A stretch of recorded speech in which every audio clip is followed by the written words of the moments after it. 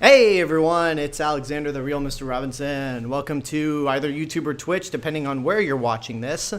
And hold on, let me readjust myself. We are starting the last, I guess, pandemic watch party series that I'll be doing. Because I've said that last year I said that I'd be doing live watch parties for Godzilla, Star Wars, the Marvel Cinematic Universe, and finally Harry Potter, because movie theaters were closed. But now movie theaters are starting to reopen. The world is starting to heal. So I really can't continue doing these. But I made a promise. We are finishing this pandemic watch party series with the Harry Potter movies. And in order for this special occasion, I have dressed up in as a Ravenclaw, because I used to work at the Wizarding World of Harry Potter at their main attraction, Forbidden Journey, and got to dress up as a Hogwarts student. But now I finally have gotten my own robe, my own tie, just basically my own gear, because when you work at Harry Potter and Forbidden Journey, you cannot take the wardrobe home, at least as far as I'm concerned. If they still do, I haven't worked there in 4 years, so I don't know if they changed that. But anyway, I got my own Hogwarts uniform. I'm probably going to wear the full uniform just for this watch party. I don't have the vest because it is way too hot to be wearing a vest. And especially since those things are made out of wool, forget it. But, well, you got 5 people watching. Nick Sheets on Twitch says hi. YouTube, I can't see you guys. Is YouTube chat working? If you're watching this through YouTube, just make yourself known. But as we're waiting for the people in the YouTube chat to make themselves known, I want to thank you all again for joining me. My schedule for how I do these Harry Potter watch parties will be a little random, but I will be ending it on July 15th with Deathly Hallows Part 2. And the reason I'm ending it on July 15th is because July 15th is actually the 10-year anniversary of when the Deathly Hallows Part 2 came out. So I think that's a perfect way to end it. But anyway, a little housekeeping before we get things started. If you are subscribed to me on YouTube, but you do not follow me on Twitch, that is twitch.tv/realmrrobinson. I do some streams on the weekends. Like, my streaming schedule is probably going, now that movie theaters are starting to reopen, it's going to be every Saturday, Sunday, and Tuesday. There might be some impromptu streams throughout the week, but those are my definitive dates for streaming.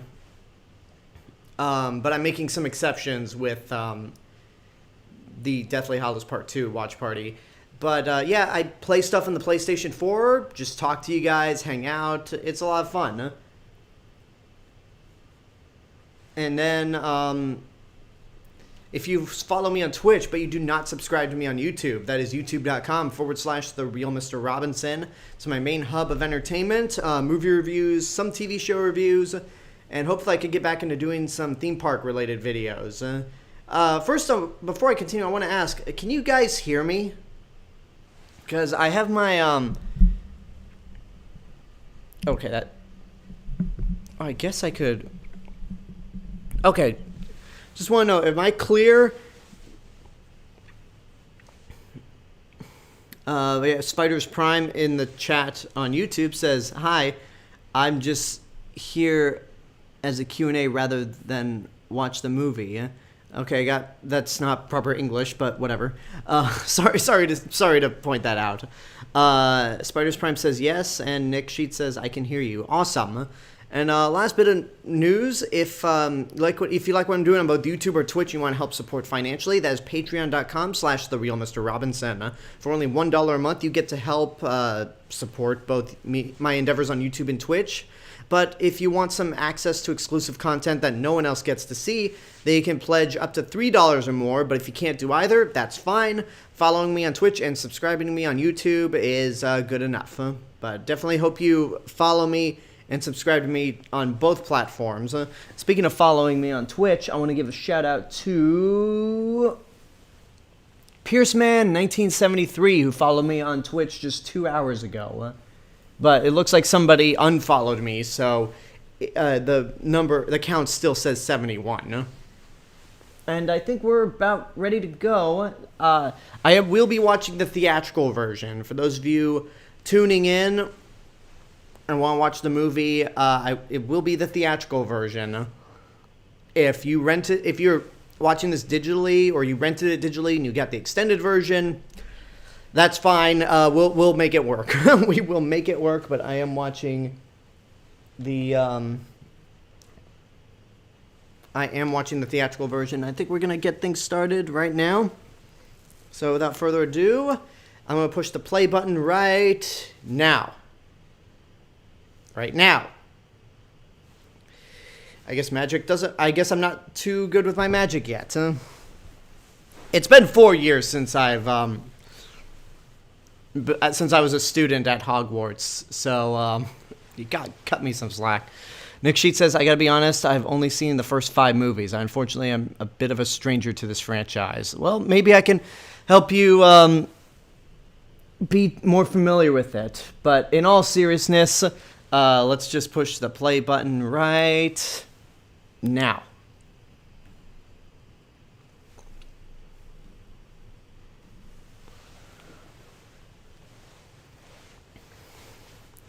There's that old Warner Brothers. It's hard to think that that's an old Warner Brothers logo right now with the gold and blue. Now it's just white and purple. I don't know how I feel about that new Warner Brothers logo. And I do wish that John Williams had stuck with this franchise to the end, or at the very least scored the finale. But because his scores for these first 3 movies are just so good.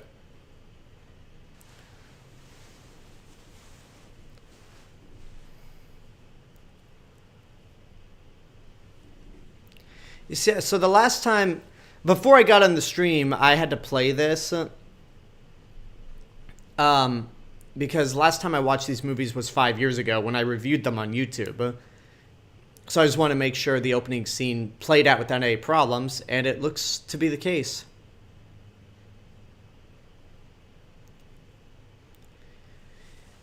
Now that little, I guess reverse, that light catcher thing, this is probably a dumb question, but that's supposed to be magic just like everything else, not actual technology.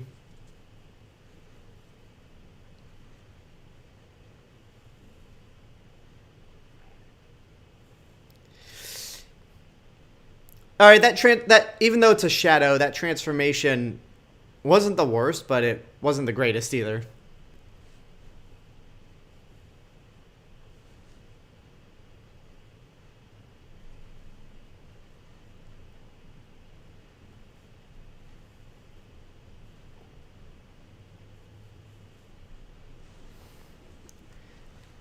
This movie had such great casting.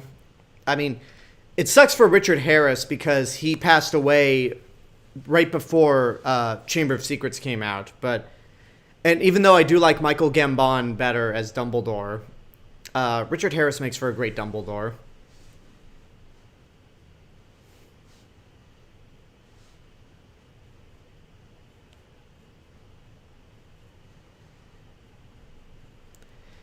And Maggie Smith as McGonagall. Yeah, Maggie Smith as Professor McGonagall is so good as well.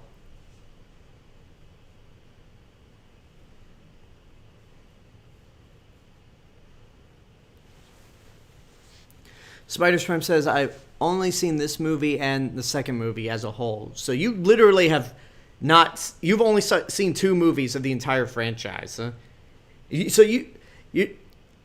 that kind of hurts me to hear because you've stopped right before the best movie in the series, Prisoner of Azkaban.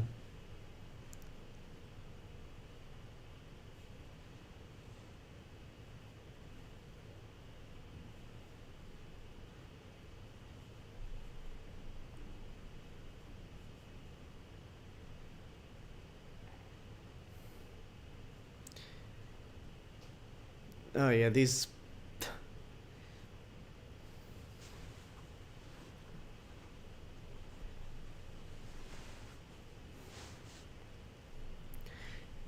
Nick Sheets says, by the way, I saw Luca last week and the Snyder Cut a couple of days ago. Both of which are really good. That's awesome.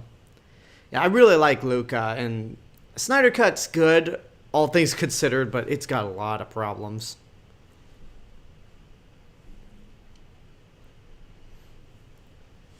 Harry Potter and the Sorcerer's Stone, or the Philosopher's Stone, if you're watching this in, depending on where you're watching this.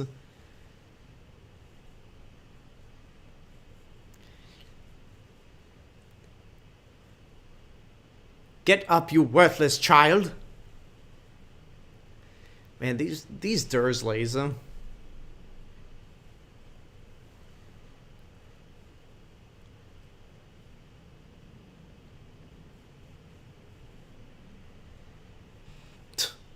But you gotta give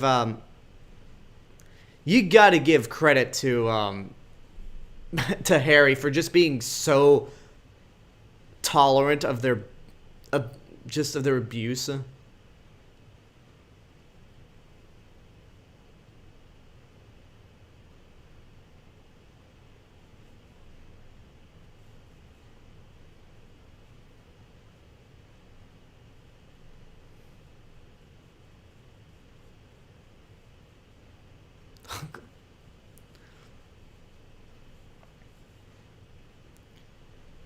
Nick Sheets says, okay, oh,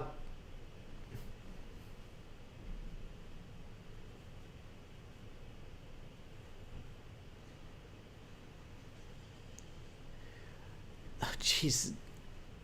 He is so spoiled. And Harry just gives that look like this little brat.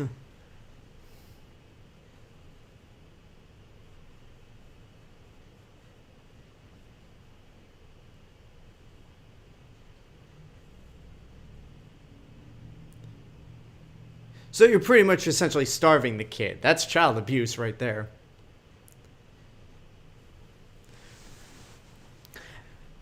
Yeah, I don't buy the fact that I am firmly under the impression that Tobey Maguire and Andrew Garfield are not in Spider-Man No Way Home, huh? Because after it was clear that Evan Peters wasn't playing Quicksilver in WandaVision, I'm convinced that those two won't be in No Way Home. And I say that snake doesn't look too bad. Considering it's 2001, that CGI snake is actually pretty good.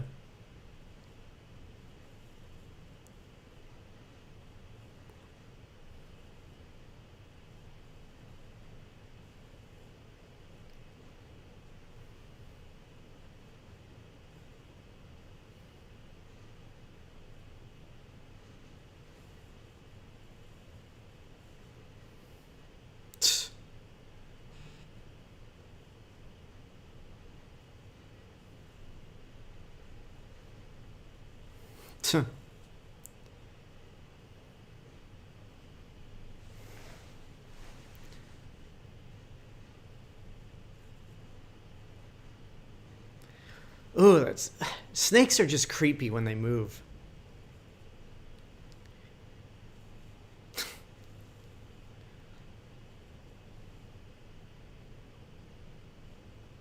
It's like, look, I'm really don't care about eating y'all. I just want freedom. Huh?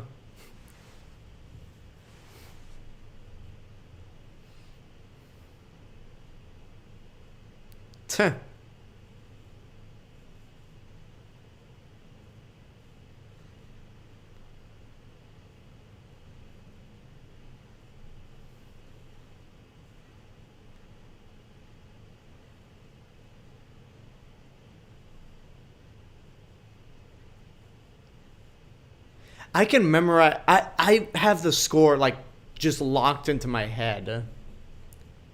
Especially this first movie, mainly because they play it on loops at the Wizarding World of Harry Potter at Universal.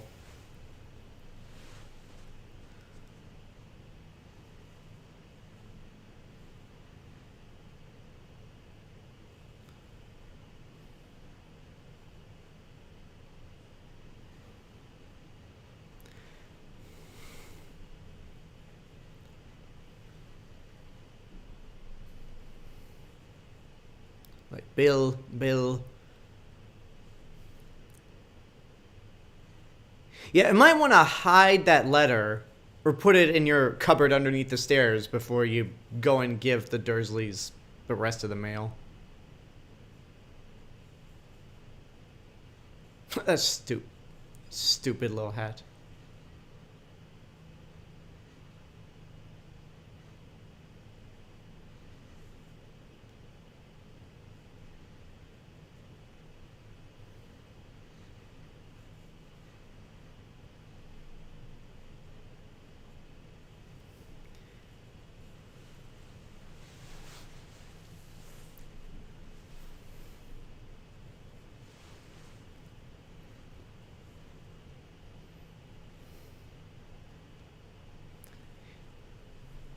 If I were Harry, I mean, again, he's just so tolerant of the Dursleys.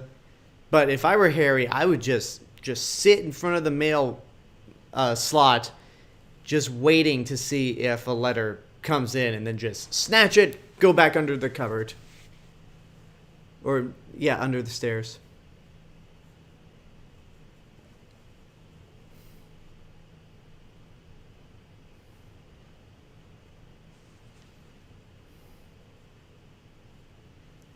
Bill.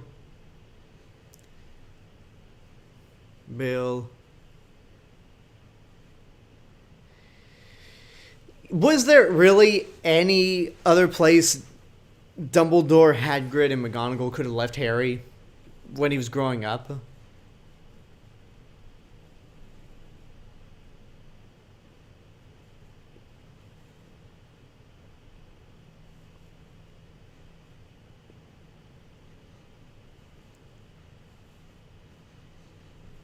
And that right there is how I learned that mail doesn't come on Sundays.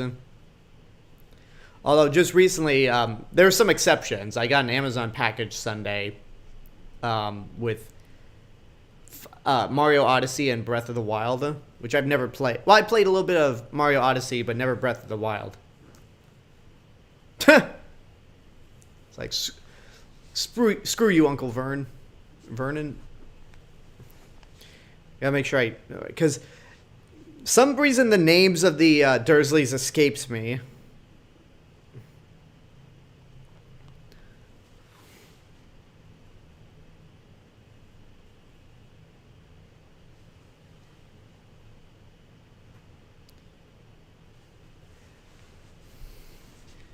Just grab any of the letters on the floor, Harry.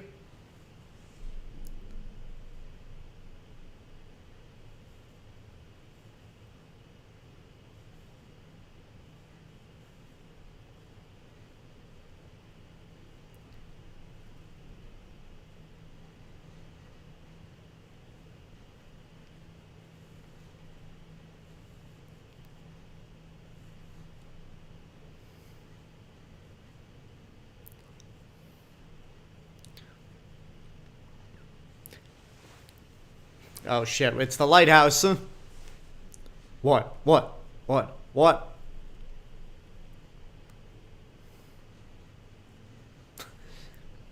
If y'all have never seen The Lighthouse, has such a bizarre movie.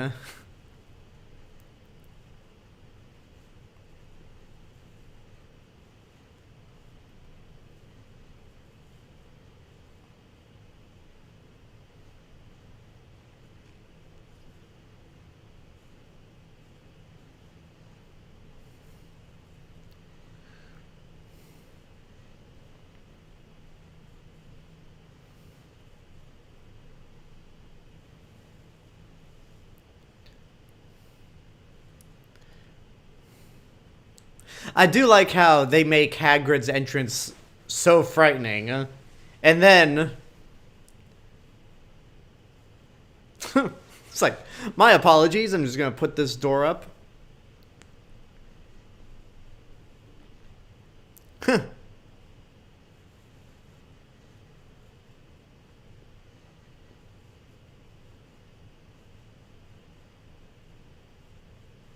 You great...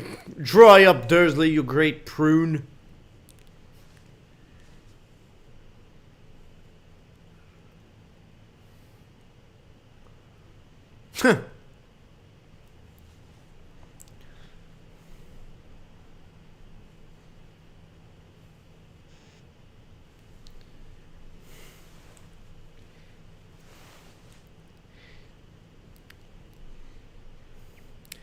It's me homemade lobster. Hope you're fond of it.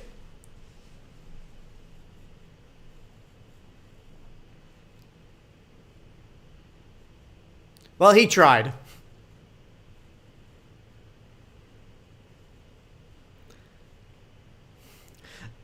It's like, it's not the best made cake or the best written, but, and he sat on it, but Harry's still appreciative anyway.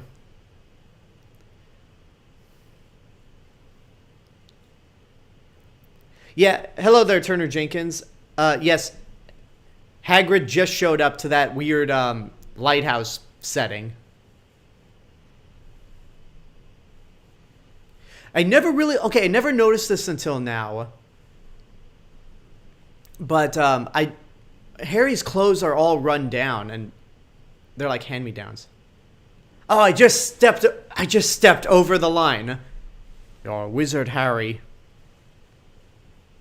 I'm a what?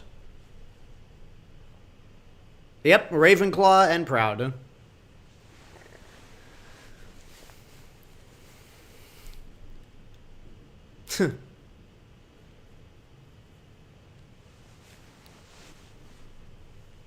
Well, there was that time at the zoo.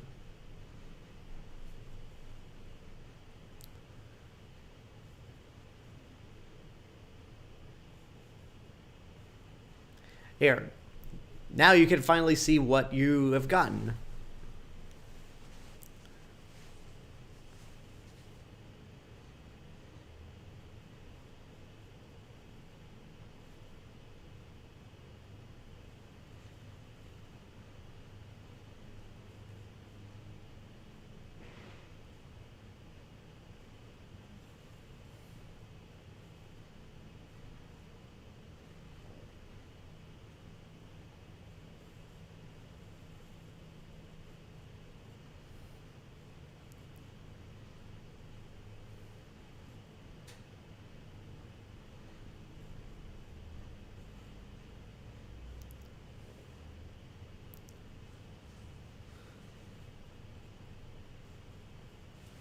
Jeez, a little bit of racism against wizards and witches.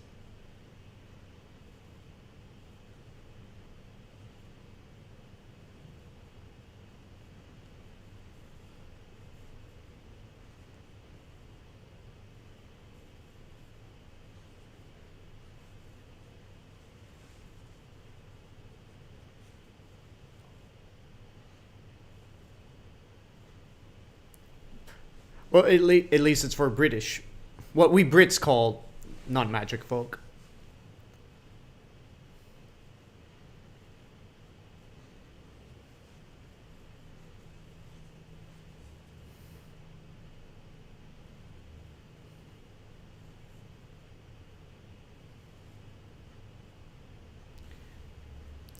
I also got good news for you. You won't be paying. You'll be paying for that, though.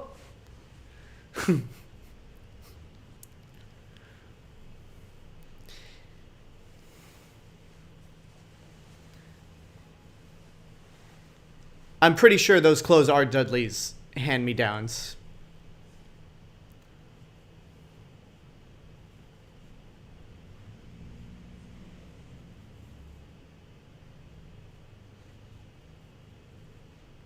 You know, okay, so I actually have read I've read the first two books and the first half of Prisoner of Azkaban. I read the first two books a handful of times, actually. And my recent revisiting of the first book was 2011 when the movies ended. And I really miss the feeling of a time jump. Like, you feel like it's been a long time since Harry got picked up by Hagrid, and then they're off to get his things.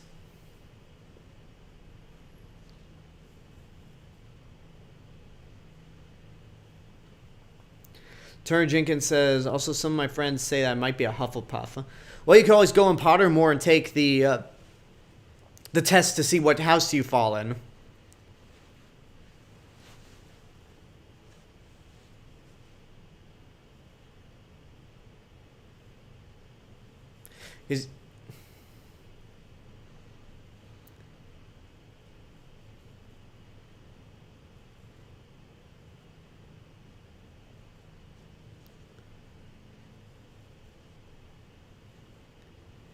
And then the classic cliche of the music stops in the pub.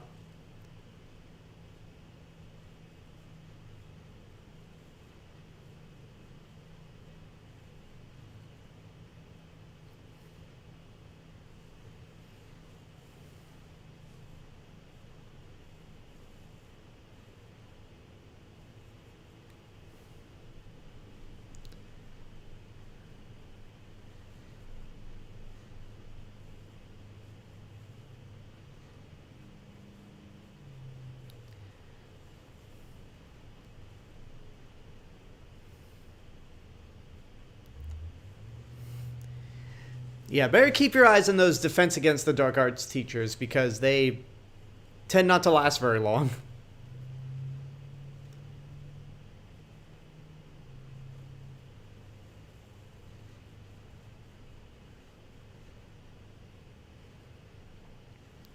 No, this movie is 20 years old. In addition to the snake, those bricks don't look too bad either. There's some CGI that holds up, but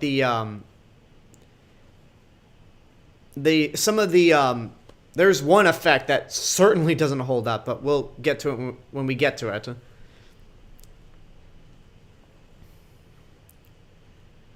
I hate that this piece of music is not included in the actual soundtrack. I don't think it even... I mean, it doesn't play in the loop for the Wizarding World of Harry Potter.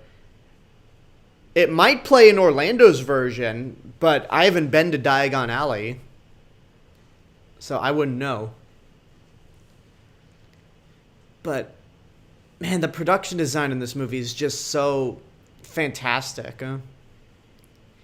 Like, this really is one of those few instances where you can say, like... everything, the look of this whole series is exactly how you pictured it in the books.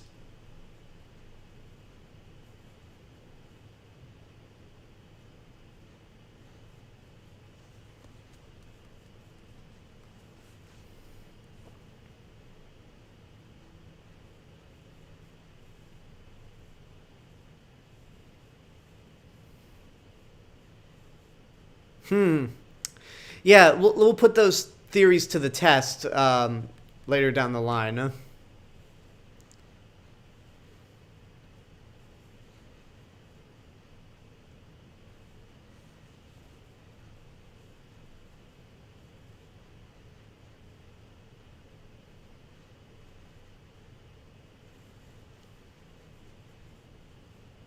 let me do all the talking.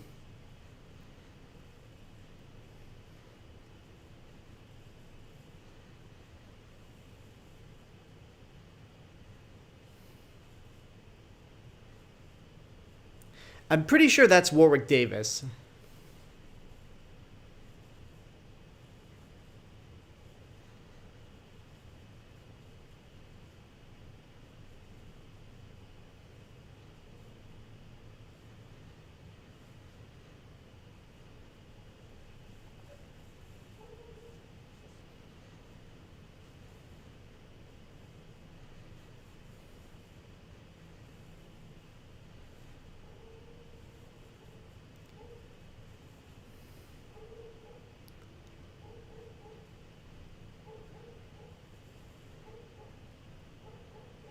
Is that supposed to be Grip Hook?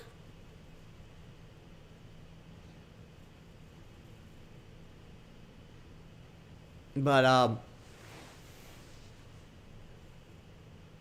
again, the production design is so good, and there is one problem with this movie where the dialogue does feel very exposition heavy, but the book kind of felt that way as well because she was building her own like she was taking all these familiar concepts like dragons, goblins, magic, witches,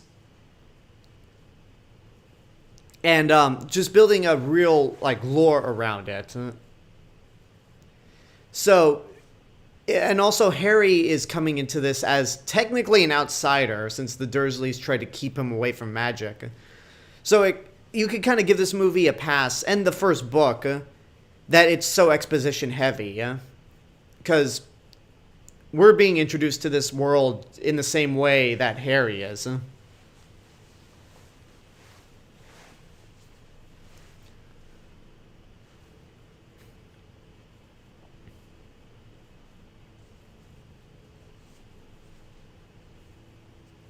I wonder if that will pop up later.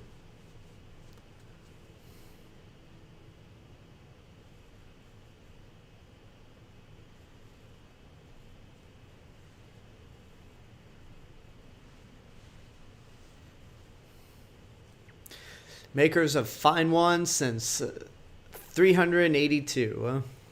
This is pretty. I think this is a reed or oak wand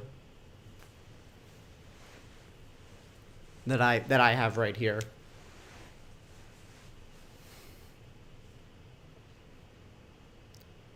Speak up, boy. Hello, John Hurt.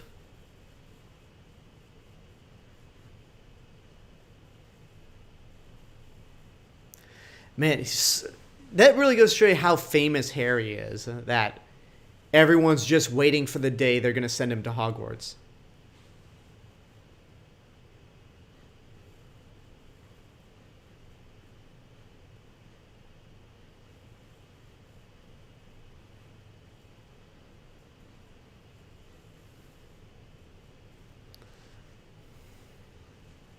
Hello there, DeQuantate. I'm doing good. Just watching the first Harry Potter movie.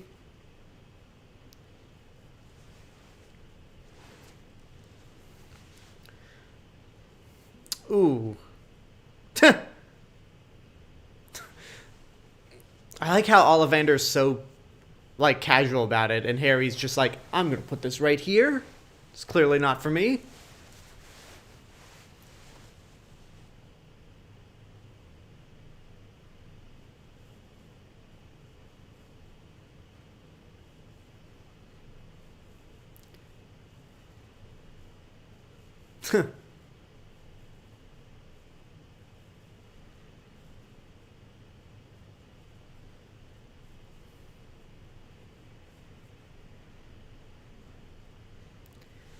Just have the wand choose Harry. Have you played the Lego Harry Potter games? You know, I don't know. I don't think I have.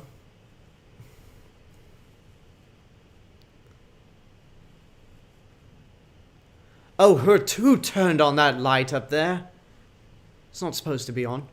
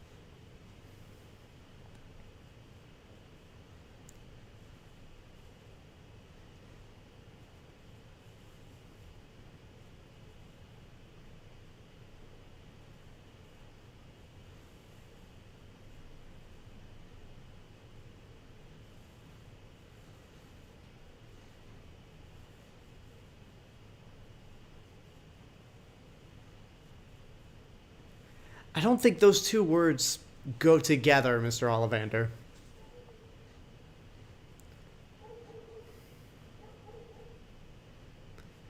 Hello, Hedwig. It is interesting that the Harry Potter theme is referred to as Hedwig's theme. It just feels so bizarre. And also, that whole speech that Ollivander gave, it's almost like J.K. Rowling had this whole thing planned. That was supposed to be a jab at how the sequel trilogy ended.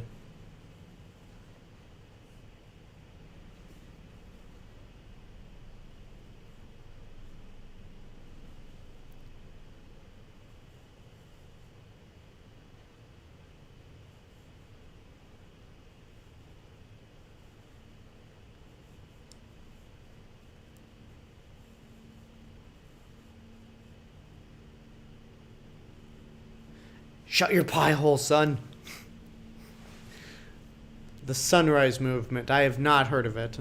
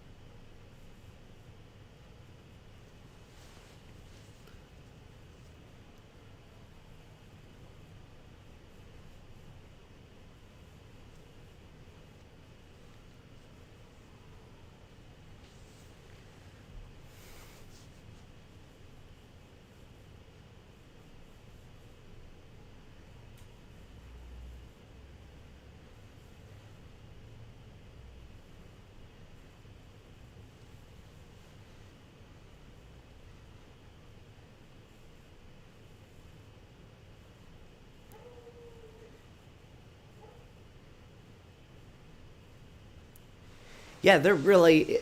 She really did set up and have this whole story outlined. Even if some of her.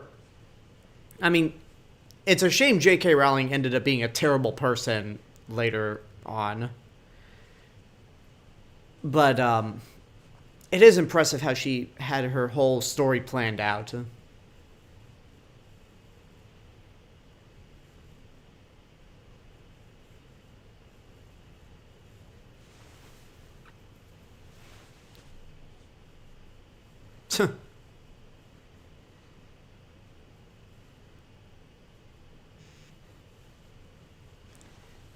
And he Batmaned his way out of there. Oh, wait, no, this is Harry Potter. I guess it's appropriate to say he apparated out of there.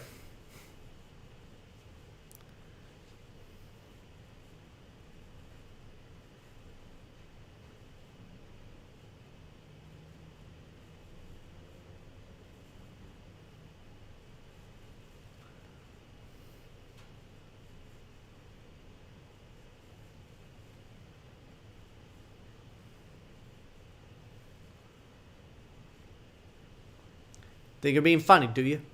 The Weasleys. Including, I mean, obviously there's Ron. But then there's the Beatles of the Harry Potter series, Fred and George. And of course, no Muggle is aware of that happening.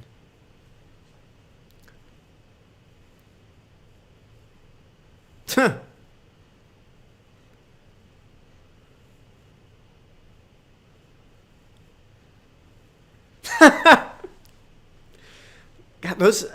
those two have to be my favorite side characters.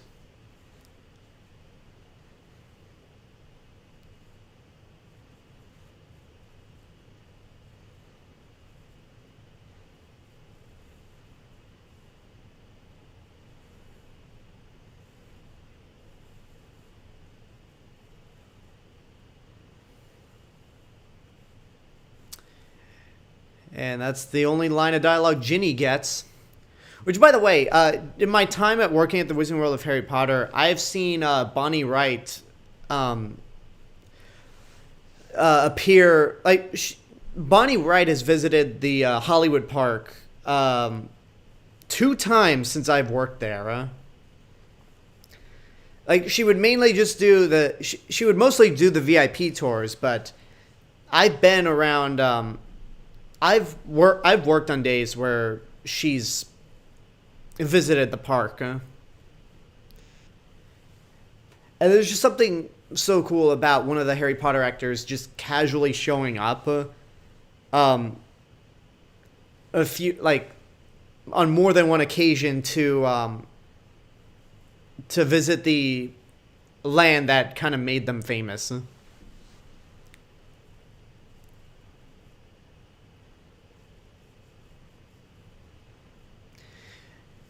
We get our introduction to The friends meet each other.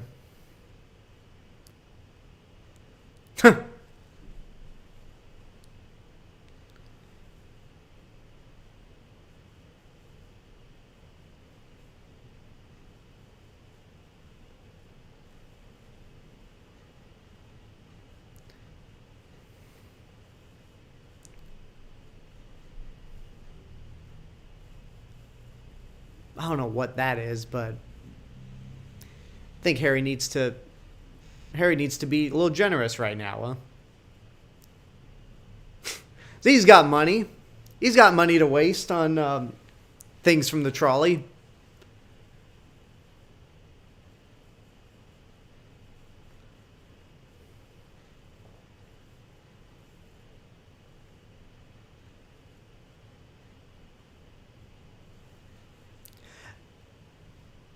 So I have not eaten any of those jelly beans from the Wizarding World. If I ever do, I might have to make a test taste video about that.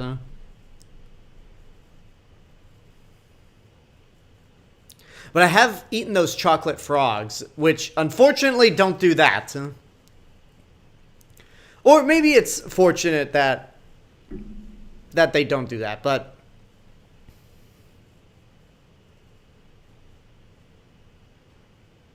And he disappeared.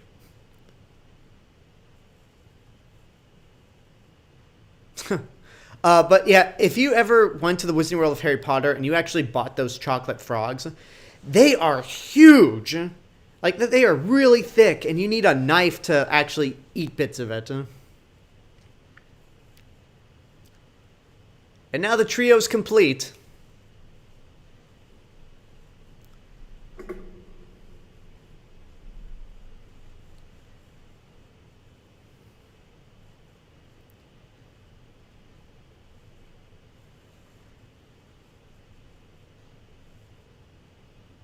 Yeah, that didn't do much.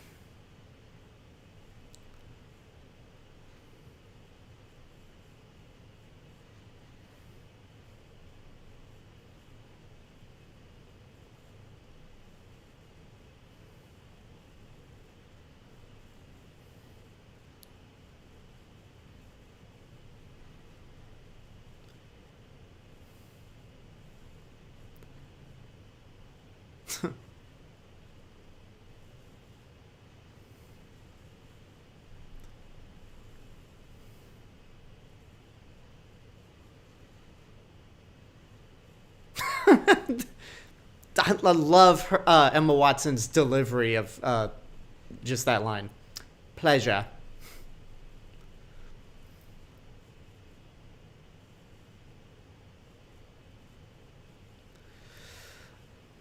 I see bright things for those two in their future.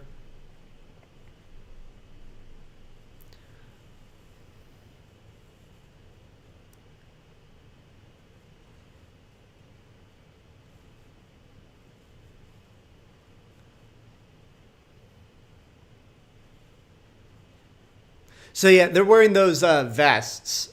I tried wearing mine, but mine is button up and it's long sleeve. It's just too much to wear because it's also really hot down here. There's a heat wave going on in the West Coast. So I just figured to just wear just the simple white shirt with the tie and the robe, because the robe is the thing that really counts. There she is, Hogwarts School of Witchcraft and Wizardry.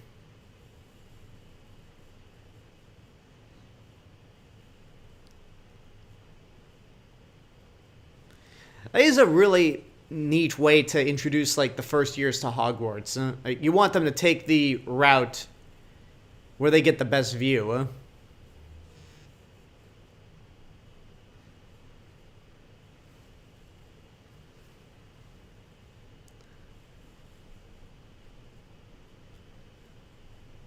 And one appears in a Disney remake movie. Oh, are you talking about Emma Watson in Beauty and the Beast?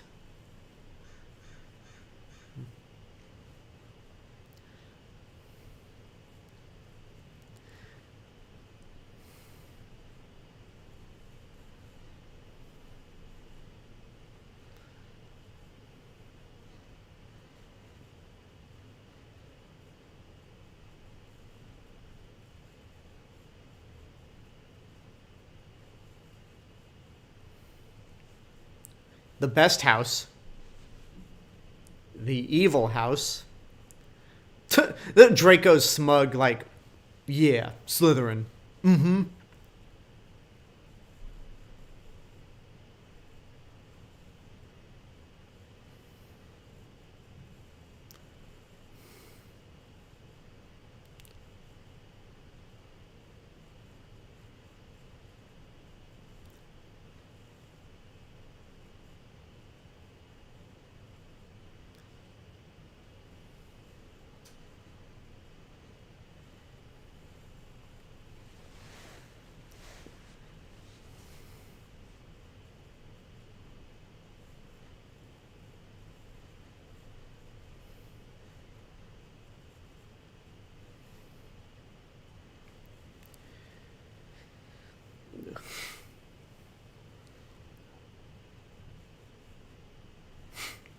You know, I feel...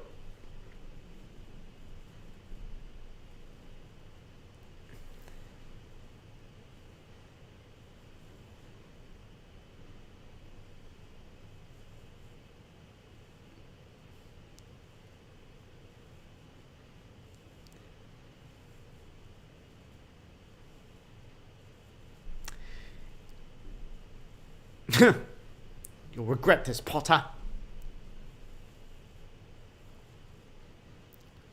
And there's that piece of music again that doesn't appear on the soundtrack for some reason.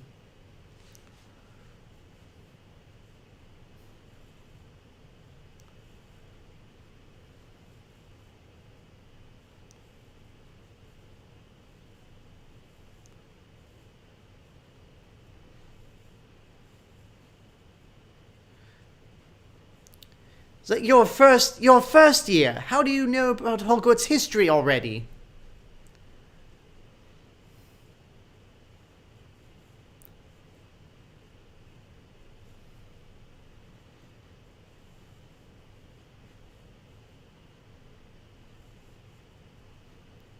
There are so many professors that are just sitting at this table that we don't even see in action.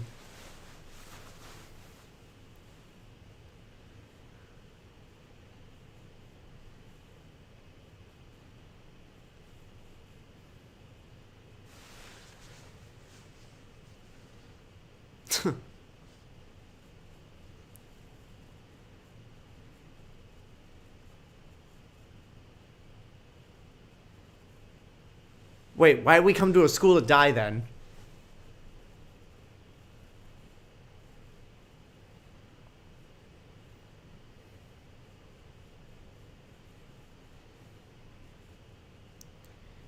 And of course, the big monologue the Sorting Hat gives is cut. Which, I mean, I guess it doesn't work when translating a film because it kind of slows everything down.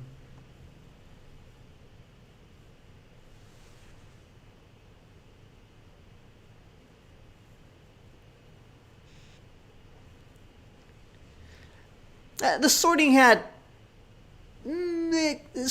could look a little better in terms of CGI.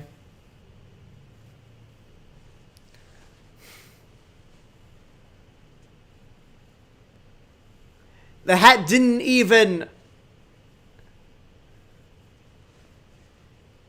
The hat didn't even go all the way on his head, and already... But there's a look that the Sorting Hat gives, like, no, don't put me on this Malfoy's head. Okay, I'll say it, Slytherin!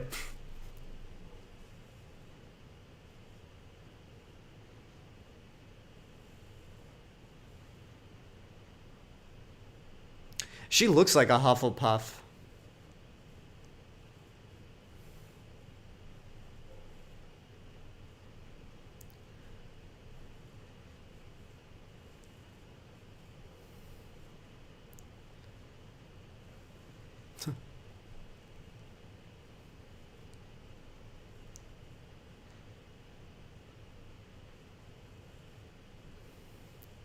You know, there's got to be one instance where the Sorting Hat is like, yeah, I know you're a Weasley, but I'm just going to put you in another house just to screw with you. Slytherin. I think it would have been cooler to save Harry Potter for last, because like he is Harry Potter, so it's like everyone just wants to know where's he gonna be.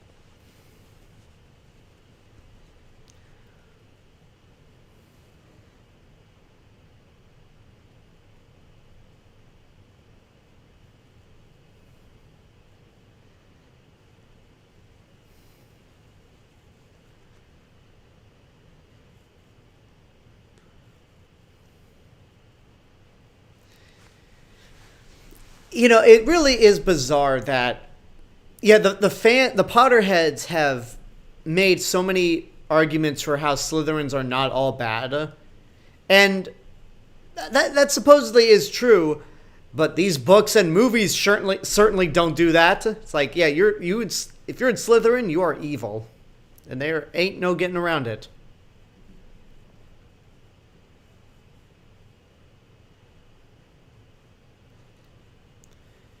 It's like, okay, I don't know where all this food just came from, but I don't trust it. I know it's magic, but I don't know where it's been.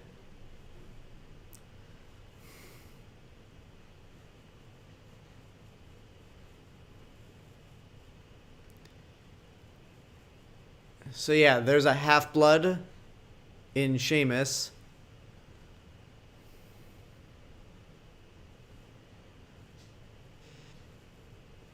Oh man, rest in peace, Alan Rickman.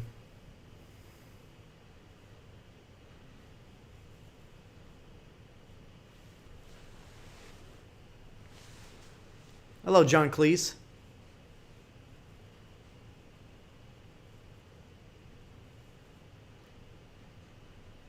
Yeah, the ghost effects have not aged well. Like that right there. Woo, woo, woo. Yeah, the ghost effects have not aged well, but this isn't the outdated special effect that I'm talking about.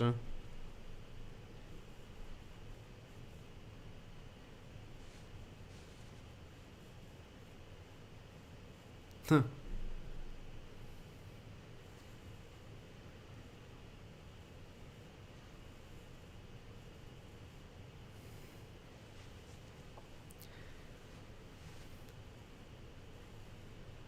That's gross.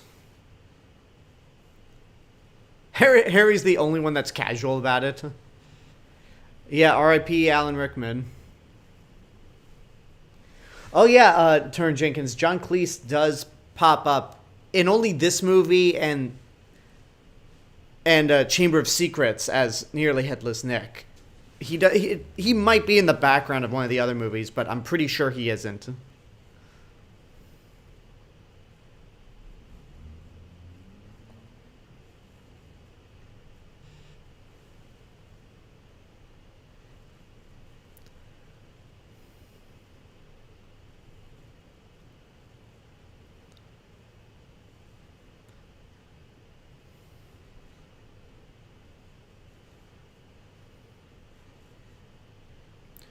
Hey, those moving picture frames.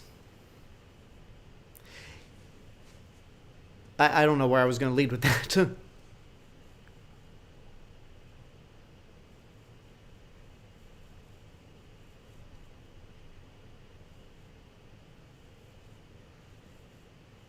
That's a mouthful. Cabot Draconis. I don't think I said it right, but okay.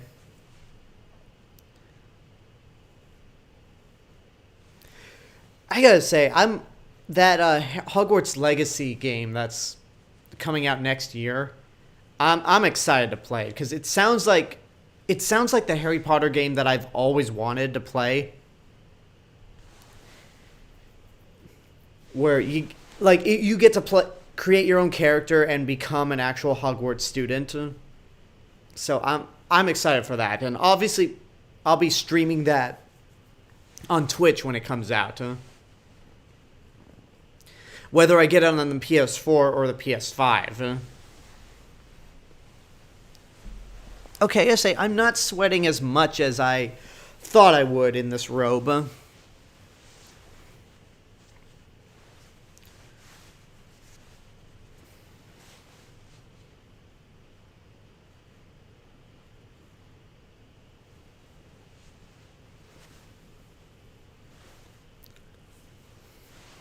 The next morning. That was a terrible French narrator from SpongeBob.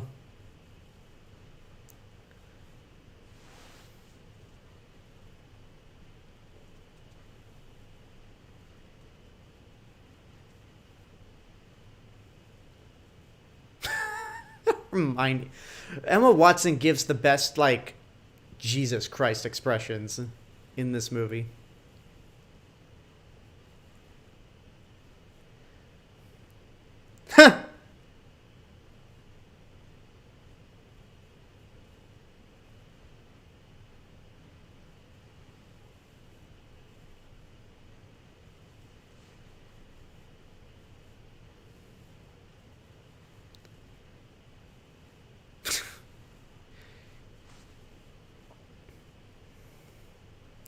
Here he comes.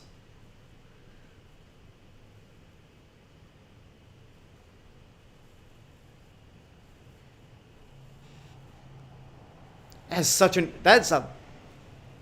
introduction for Snape.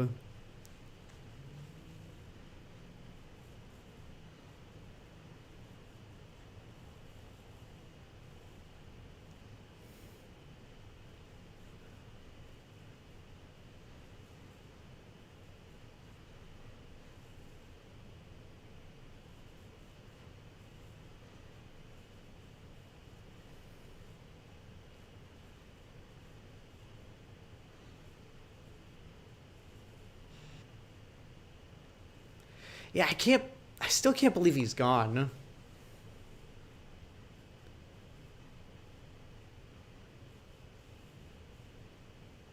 Do not pay attention. Mr. Potter.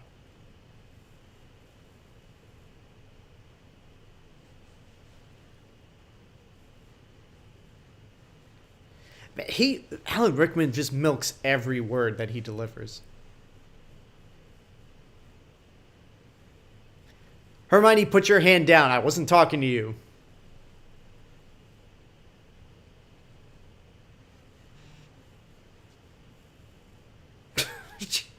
Jesus, Hermione.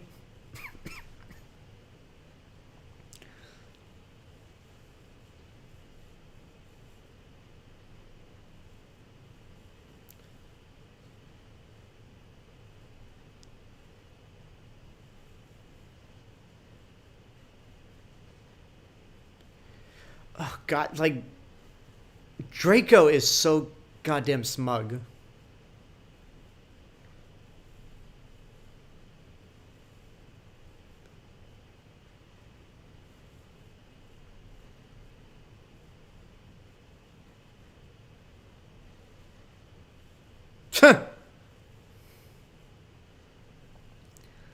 Yeah, maybe it didn't work because that's not a real... I don't think that's a real spell, Seamus.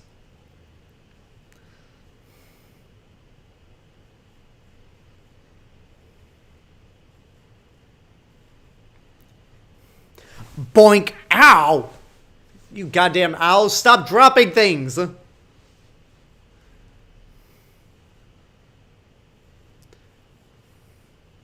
Filch's cat must be, like, tortured right now, seeing all these owls and it can't grab any of them.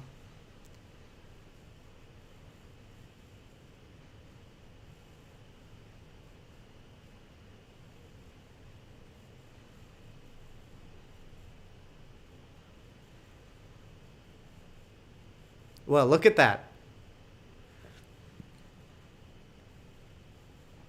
I know people made this joke already, but it's crazy how, like, all these kids have...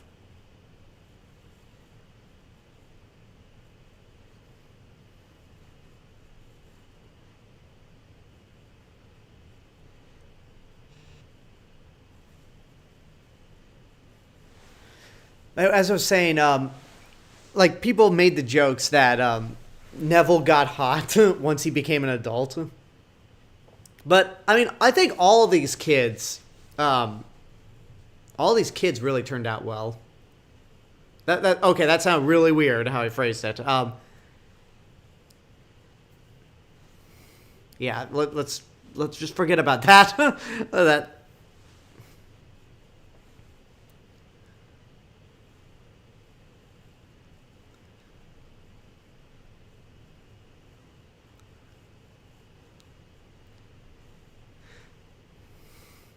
Now, is Madam Hooch Ravenclaw?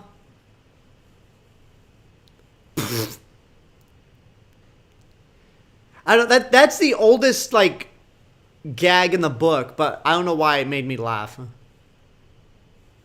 If you look at the robes, the costumes are kind of modified in Prisoner of Azkaban, because the emblems, the house emblems on each of the robes, are so much bigger than the ones right here.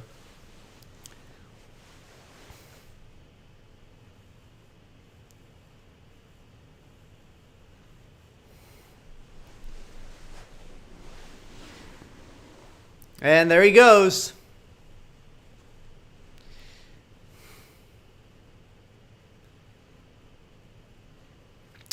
Oh yeah, I forgot how terrible the flying looked.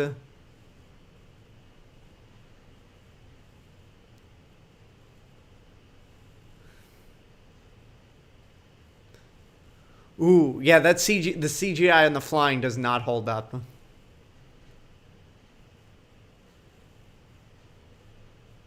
Dead. Oh, okay, maybe, I mean, that's a big fall, but it could have, I don't think it's that big to where it was fatal.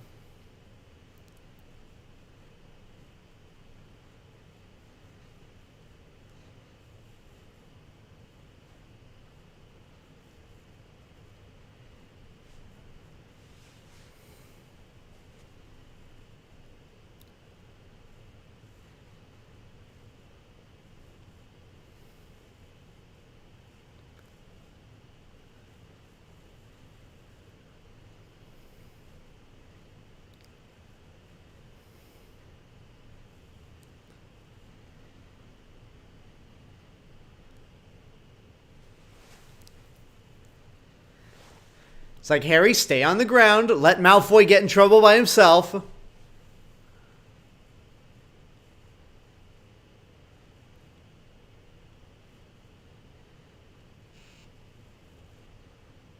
Oh, no, there he goes.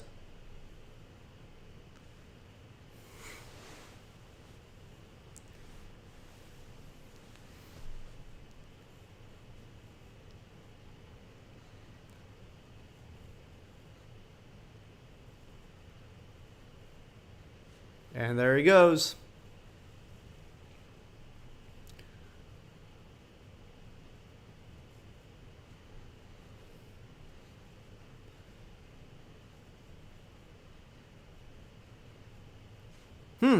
Guess he didn't need Madam Hooch to learn how to fly.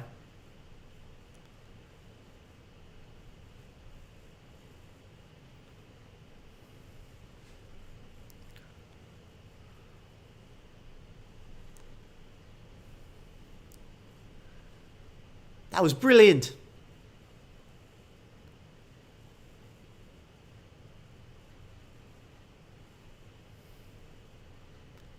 Yeah, y'all laugh now, but I like how he's not in trouble.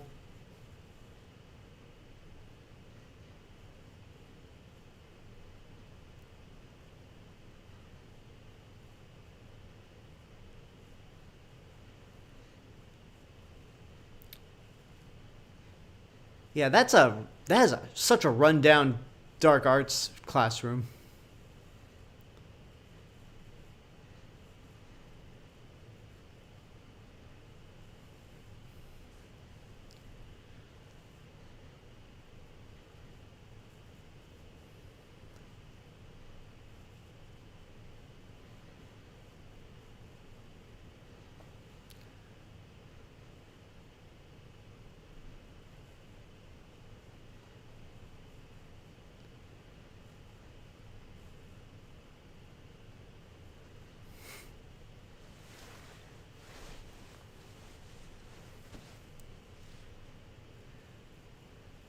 Like, wait, what? What? A month or two?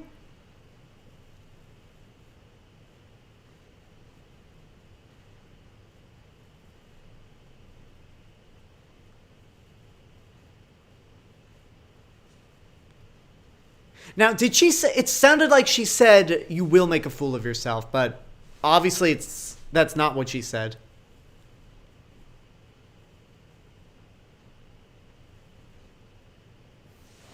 I was raised by a bunch of filthy muggles.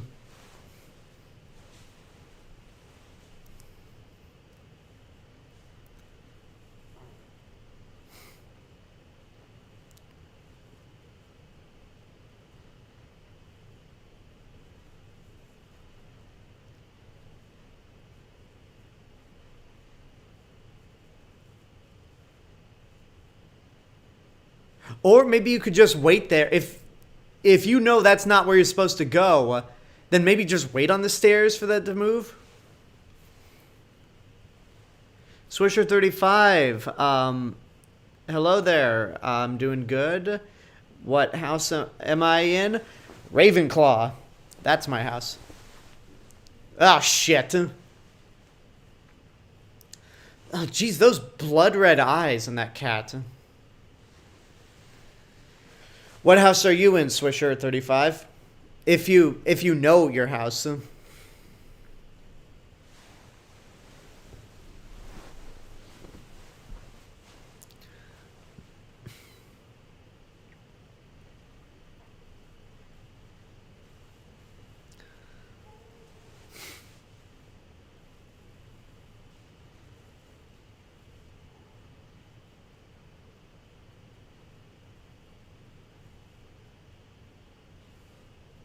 Wow, didn't really try that hard, did you?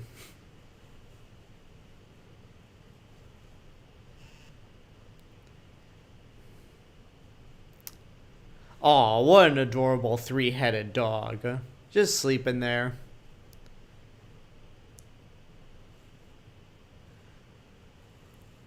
Okay, not so adorable. Y'all GTFO.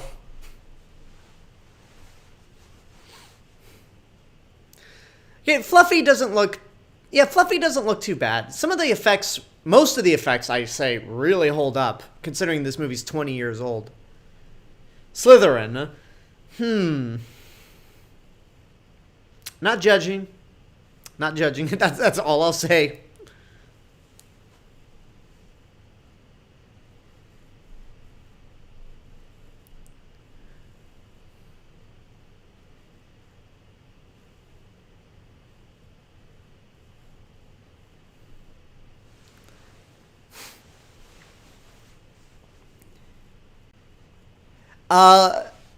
Okay, Hermione, I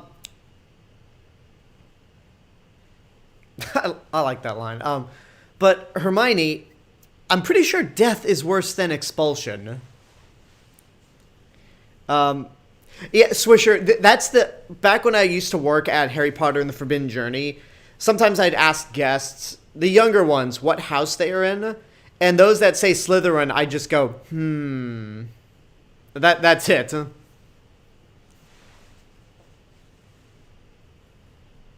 Although, ironically, some of the really good friends that I made at work when I was up there were Slytherins. So whenever I happened to be working in the same vicinity as them, they would usually step in and go, "Yeah, you bet, yeah," to the guests who were Slytherin. They would show them support.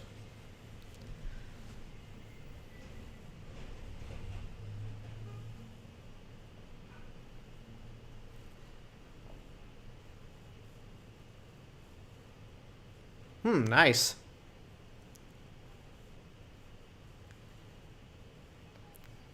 Up here it comes.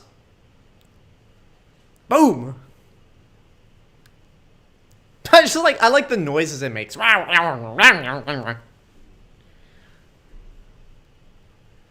Only because you like Snape, huh? Okay. Do you have any of the qualities that come with a Slytherin, like ambition? Or at least I'm pretty sure that's a Slytherin ambition, because I know Ravenclaws are known for their intelligence. Huh?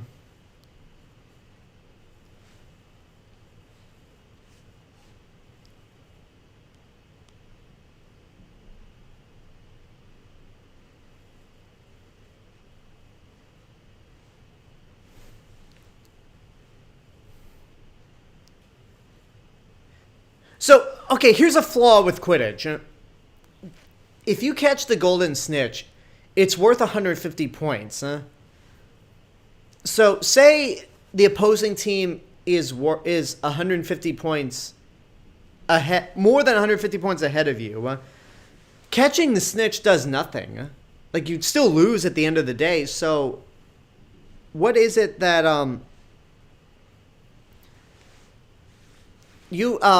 so why not just make it if you catch the snitch, then yeah, you just win. All right, I guess I got my wand. I'm dressed up. Might as well partake in this class.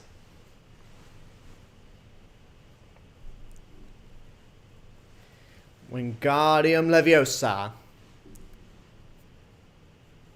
Wingardium Leviosa.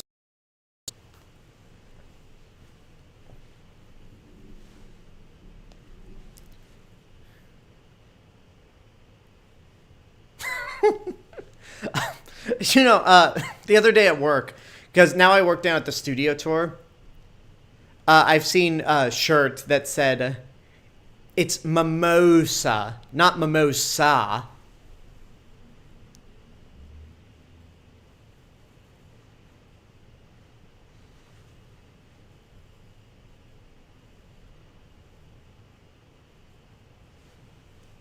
Why does everything blow up? Like it, that's some straight up...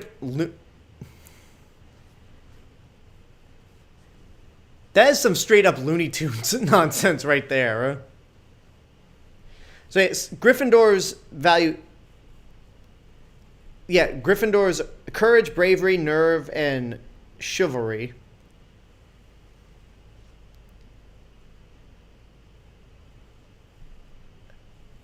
What a dick, Ron. Hufflepuff's value hard work, patience, justice, and loyalty.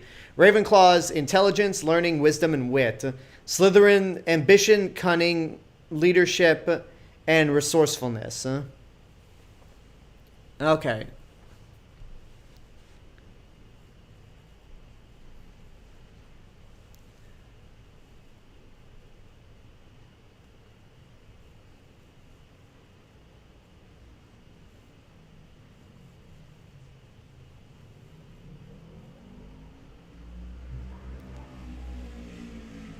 I'm sure nothing else bad could happen. Up, spoke too soon.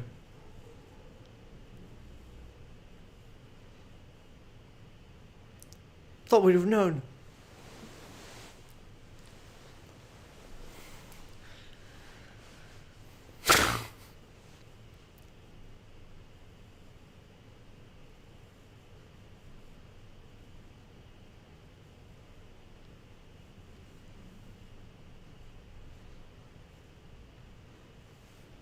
Oh, if you guys happen to be wondering what this is the prefect badge.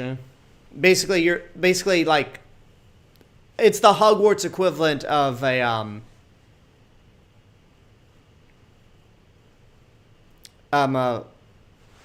house assistant, like something in college. In college they have. That was not English.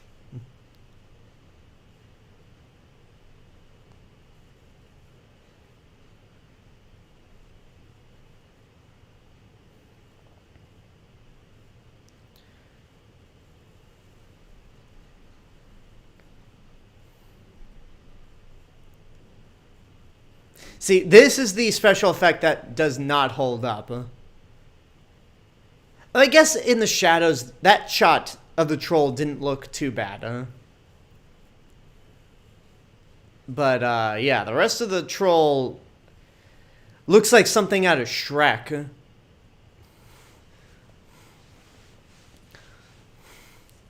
What are you doing in my swamp?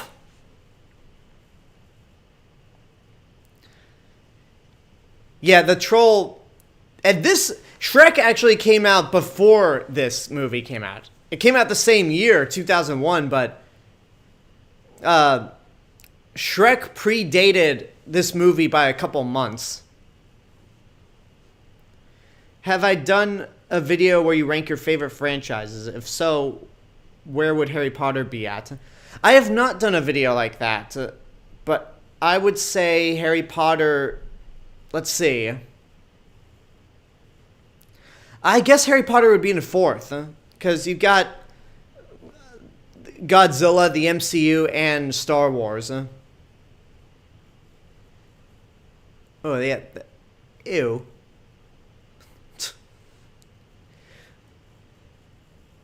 I mean, that CGI Harry Potter certainly is not held up.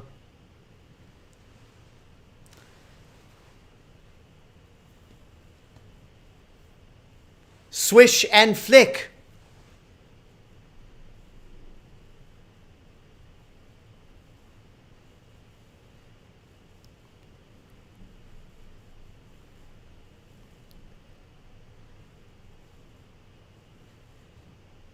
Yeah. Yeah, there are moments in this movie where it's straight up like Looney Tunes-esque.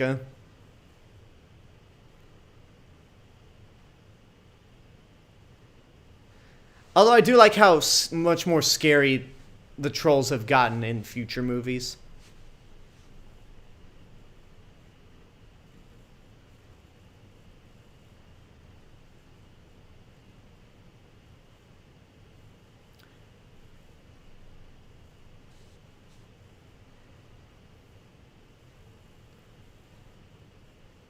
That looked like an animatronic.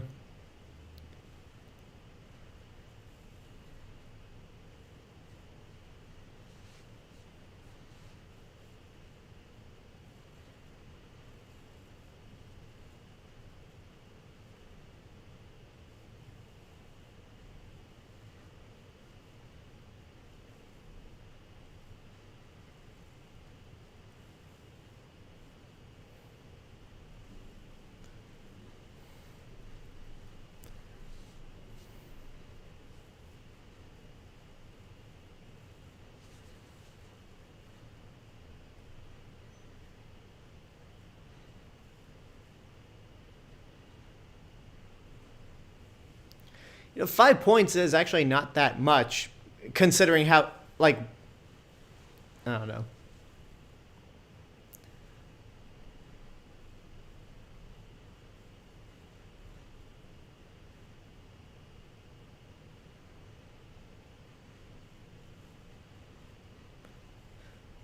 So hey, we actually gain points. I'm sorry, I'm a Ravenclaw. Gryffindor actually gained points. Filthy cheaters.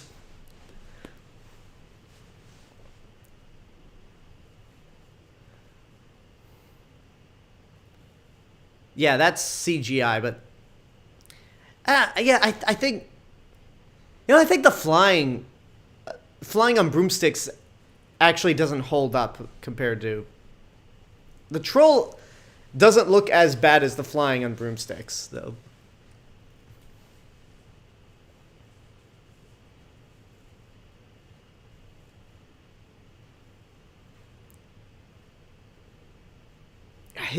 Alan Rickman's delivery in this entire movie, this entire series, is so on point. Even if, I hate to be that guy, Snape does have a beard, but whatever, that's not a big issue. Alan Grant had a beard was described as having a beard in the novel, in the book Jurassic Park, but obviously he didn't have it in the movie.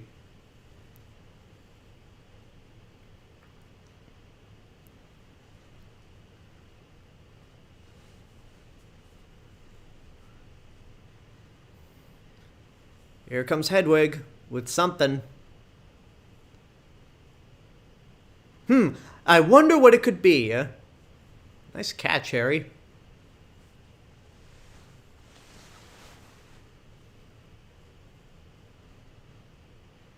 What do I think of the real-life version of Quidditch? I don't know enough about it to really say. I know one of my friends who used to work at the Harry Potter and the Forbidden Journey did actually play real-life Quidditch. And I think, I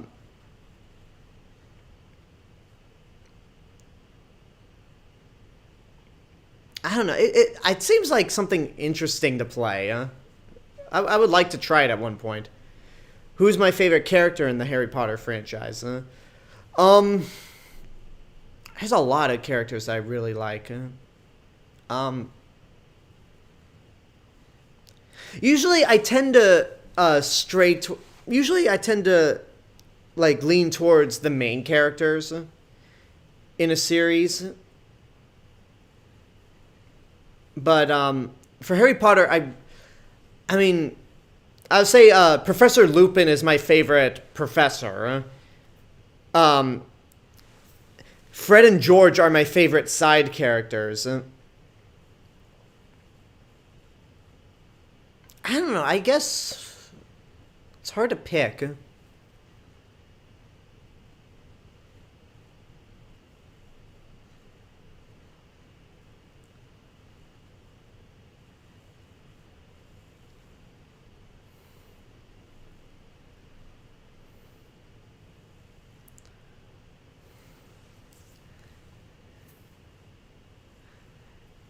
And then as for Snape, I do like Snape. I don't like how he's just kind of creepy in the in Deathly Hallows once we get the big explanation of Harry Potter's Horcrux. Spoilers.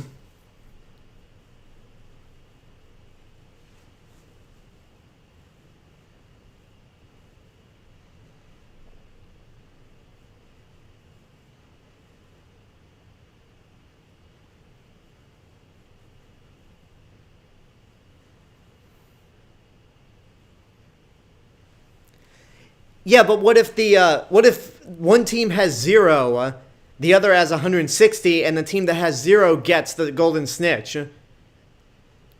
Technically, that wouldn't do any. I don't know. That rule just doesn't make any sense to me. But whatever. I mean, this is a world of magic, so theoretically anything goes. But I don't know. Like, that's one little rule where magic can't help.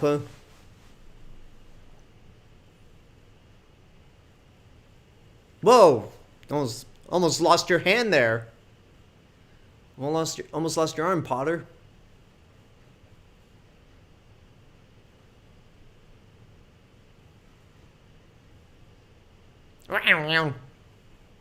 Wow, that's dirty.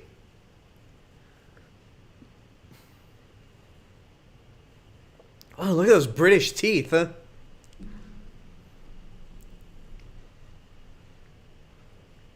Oh, by the way, we'll get to it when we get to Chamber of Secrets, but in the Quidditch match in Chamber of Secrets, um,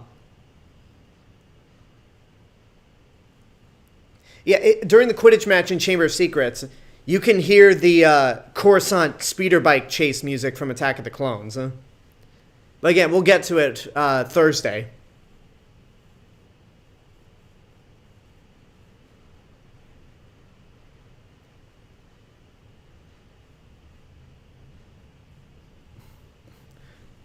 That was a cheap trick.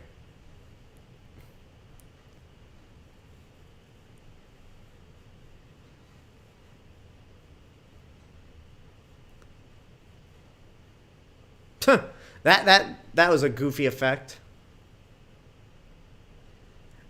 It's all right, guys. It's all right, Gryffindor. You're still in the lead. Take that side. No pressure, Gryffindor. Y'all are still in the lead.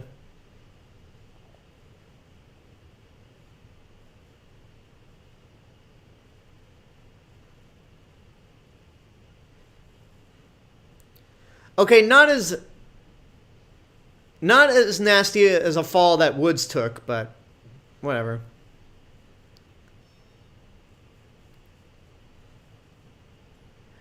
And the match is tied at 20 points each for Gryffindor and Slytherin. There's the snitch.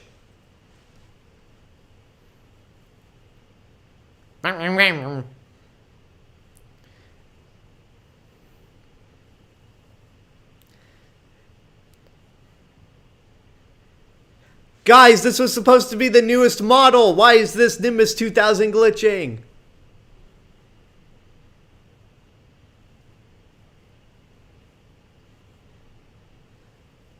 Oh yeah. Then if you watch this movie retroactively, you see in the slight background before Hermione zooms in that Quirrell is looking at Harry like all mischievously.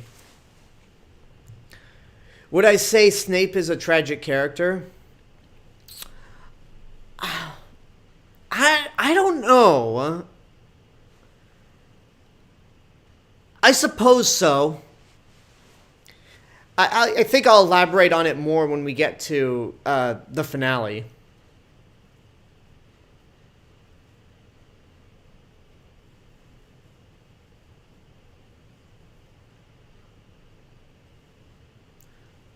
That's a tiny fire.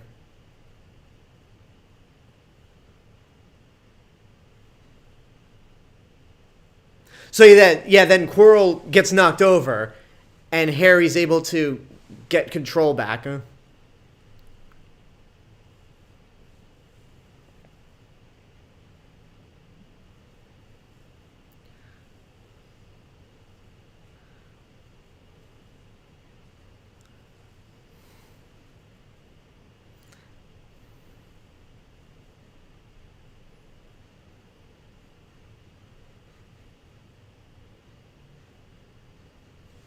It's like when you do the zoom in, when you do like the close-ups where the actors are clearly flying on in front of a green screen.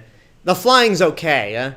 It's when they actually have to do full CGI models where it doesn't look that good. Surfing on a broomstick.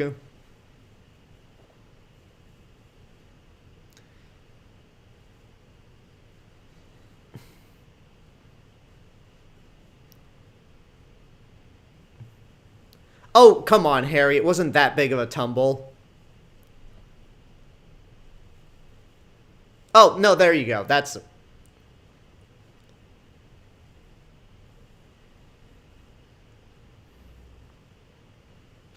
So let's see. It's now, Gryffindor beat Slytherin 170-20. That's an embarrassing defeat.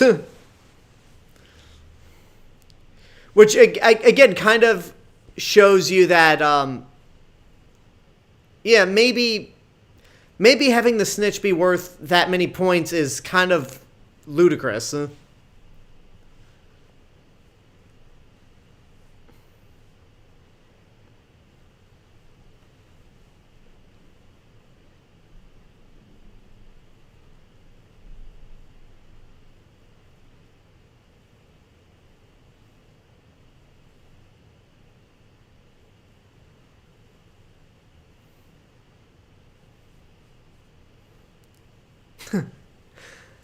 I just love how a monstrous three-headed dog is named Fluffy.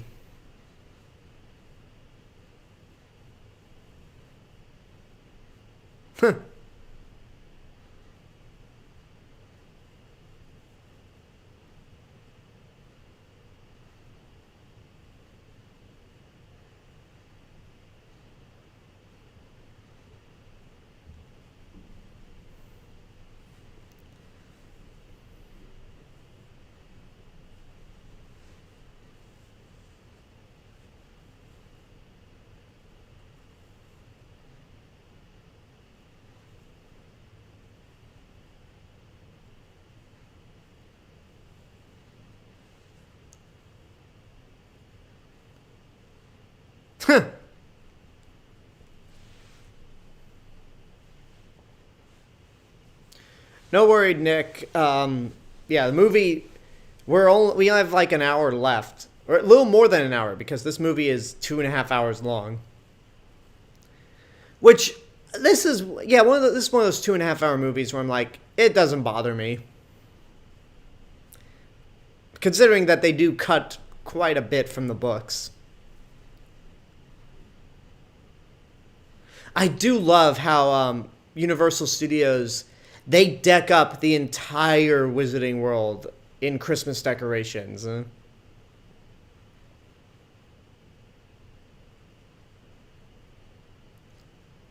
And I guess it's in these situations where people consider Harry Potter Christmas movies, or okay, I don't think people consider them Christmas movies so much as they're just movies that they watch during Christmas.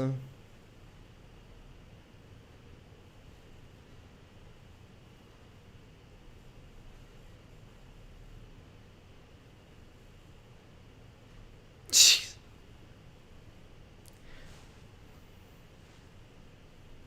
I'm just gonna smash you with this chair.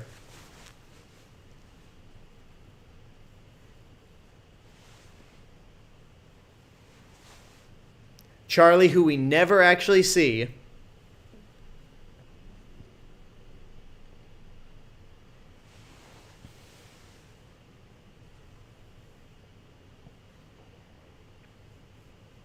I've heard people say what you said just now about Die Hard. Yeah, but Die Hard actually is a Christmas movie because the entire movie is about this New York cop coming to Los Angeles to visit his family for the holidays. And it happens at a Christmas party. So, oh yeah, Happy Christmas. That's a British term.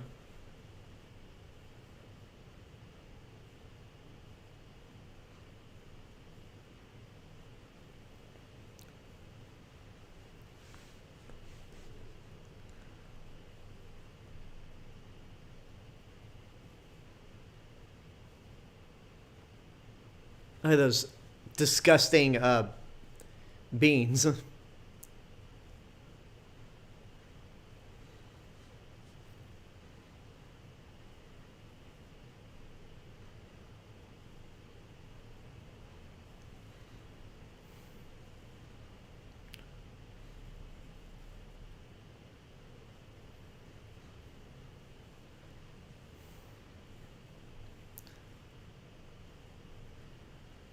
It's a nice looking cloak.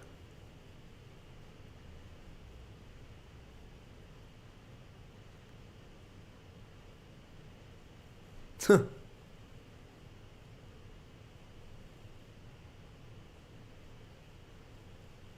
music just turned really ominous.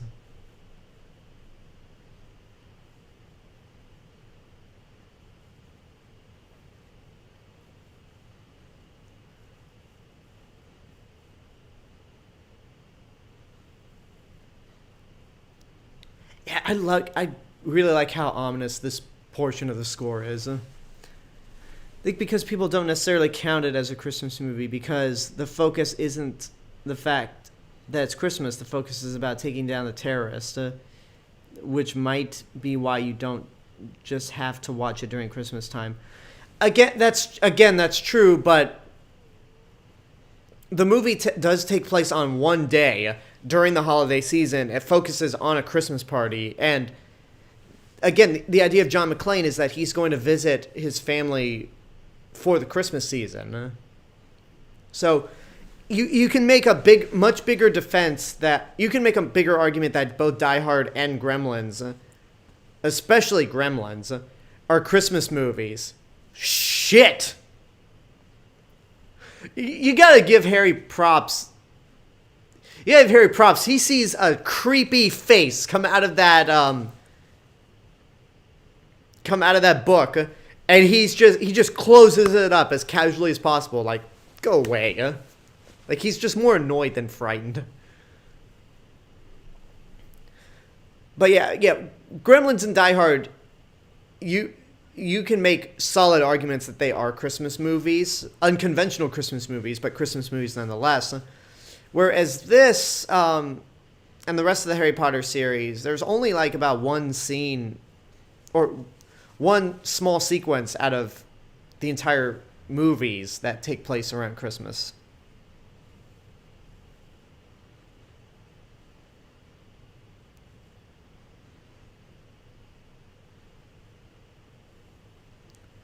Is Die Hard 3 a 4th of July movie?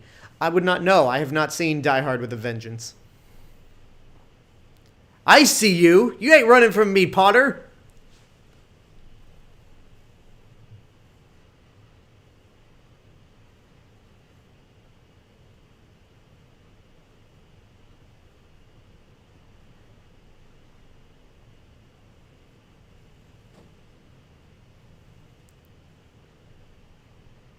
Just step back, Harry. Just step back. He doesn't see you. There you go.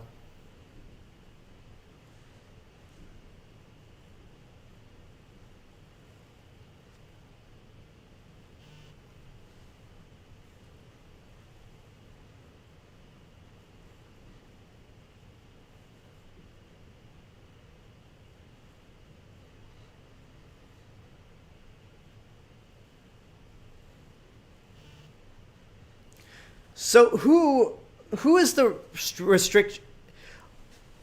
Who is the restricted? Bleh, who is the restricted section of the library reserved for? Is it only professors? Is it only 7 years? Like, if you're a 7th year at Hogwarts, do you have access to the restricted section?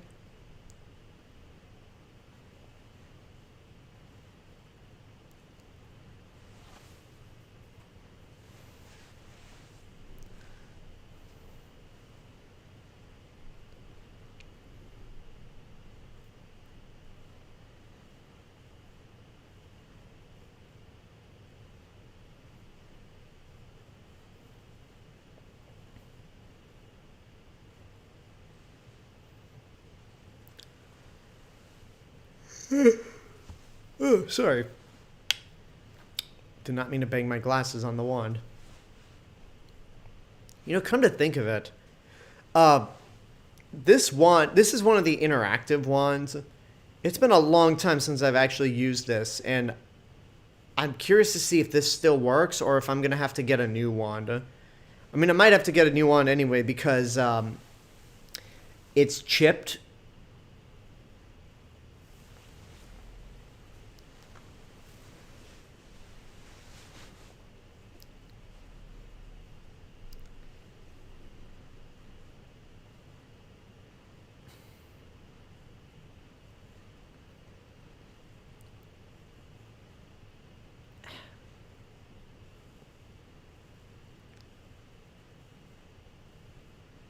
Poor Harry.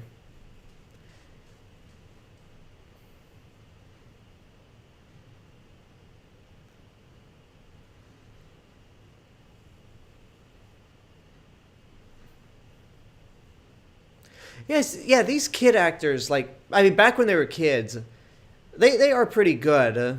And it is great to see how much they've evolved as actors. I mean, especially, I mean, Rupert Grint, I can't remember the last thing I saw Rupert Grint in. But I know her, Emma Watson does more mainstream stuff out of the 3 cast members. But I also love how Daniel Radcliffe just picks the most obscure projects imaginable, like Guns Akimbo.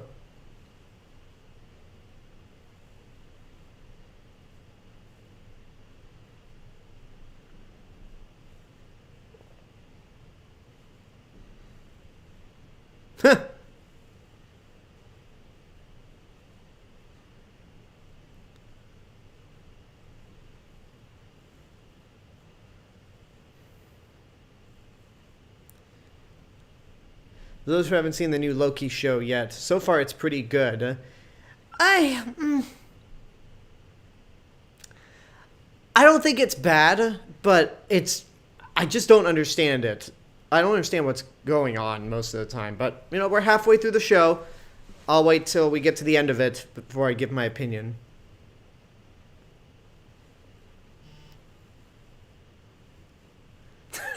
Nick Sheet says, I typed in Seped instead of speed. Black Tiger's poor grammar is contagious.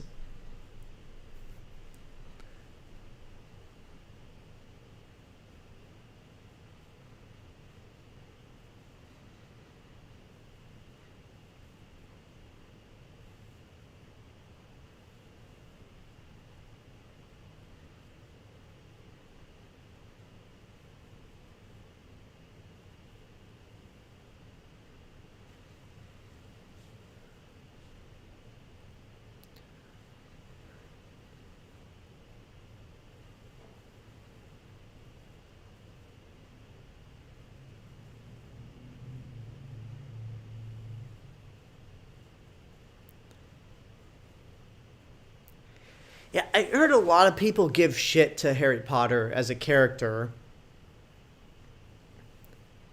But I mean, with him looking into that mirror and his biggest desire is family.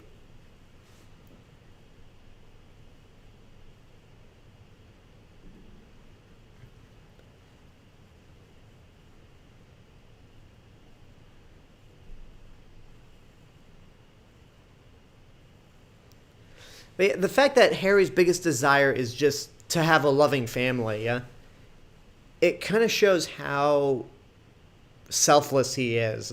I mean, that's the only thing he ever wants in life. He doesn't care about winning the Quidditch Cup or being team captain and all.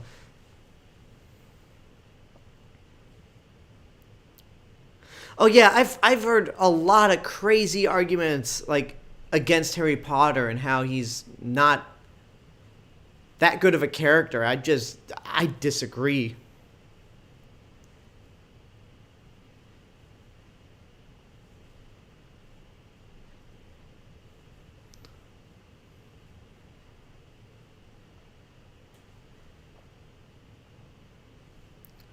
All right, you little wizards and witches, school year has resumed.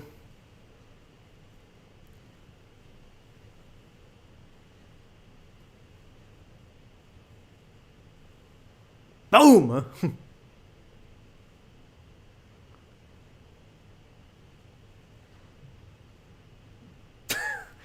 the Hermione's facial expressions.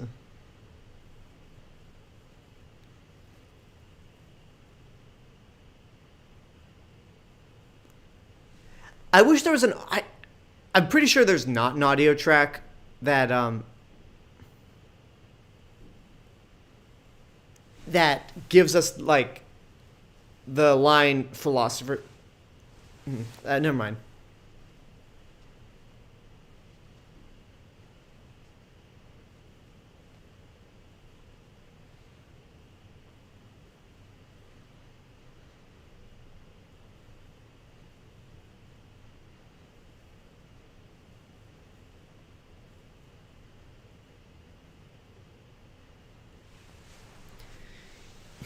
And there's no audio track in this movie where we hear them say Philosopher's Stone. Again, they had to for the UK release because the book was called Philosopher's Stone in the UK and India.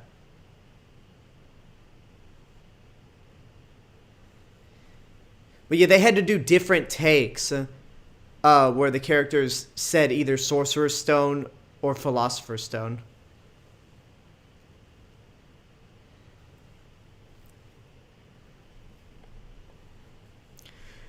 Turner Jenkins on YouTube says, I took the quiz as well as a few others to be sure, and my friends were right. I am a Hufflepuff, huh? Nice. Nick Sheets says, me personally, I actually can't stand Hermione sometimes. She could be a real annoying know-it-all who's so obligated to show off in front of those less capable. Huh? I mean, you're not wrong. I shouldn't have told you that. But yeah, you're not wrong. But without Hermione around, Harry and Ron would be so... I don't know. There are a lot of things that couldn't have been done without Hermione's knowledge. So it goes beyond it goes well beyond being a know-it-all.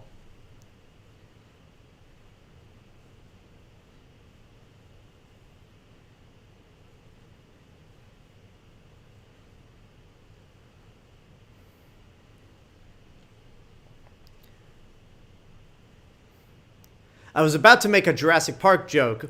Push. Push. But that egg burst quick. And boy, that dragon has not aged well.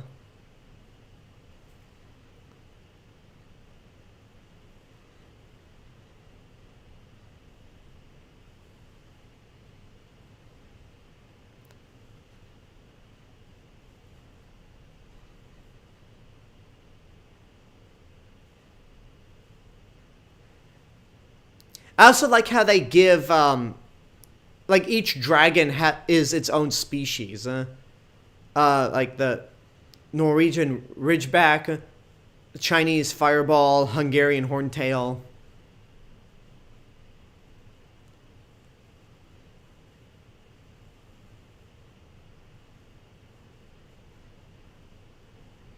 You little snitch!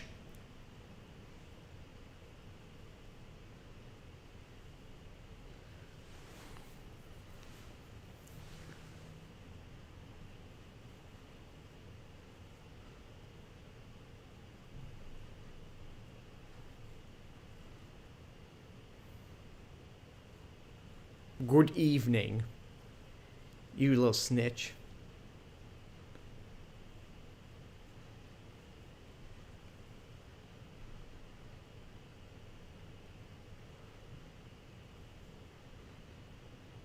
Okay, that's a lot. Jesus, that's a lot. Ha!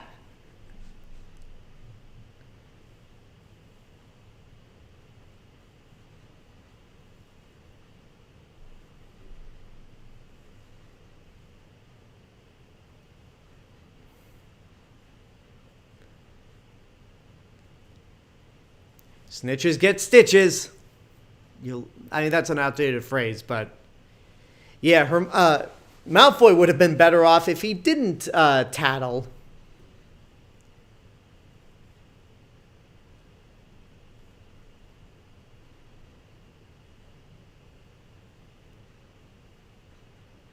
Jesus, what?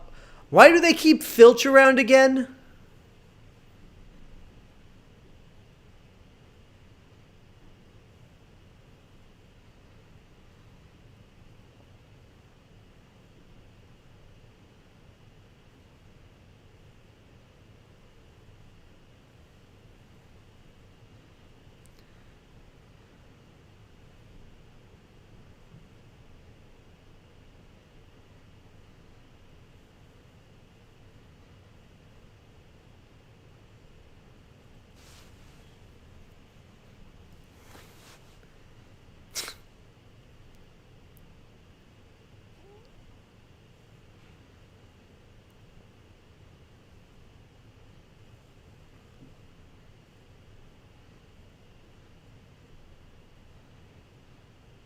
You want to argue with me, boy?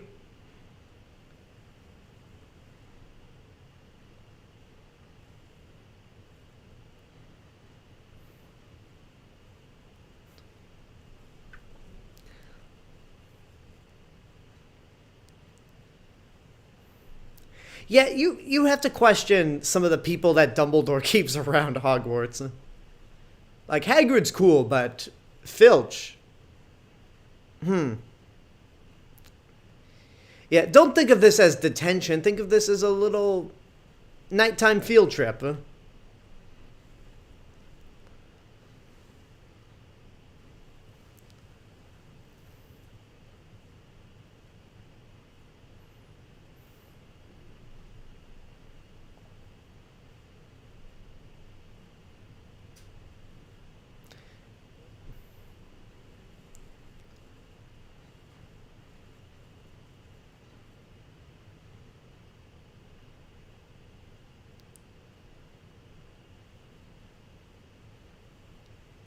It is weird that unicorn blood is as pretty as it is.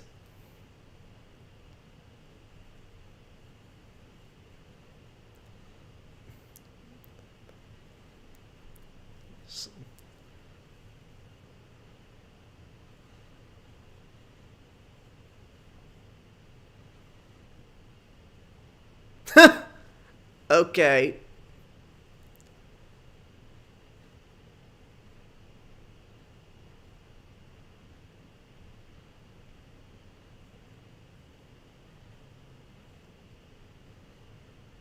Oh.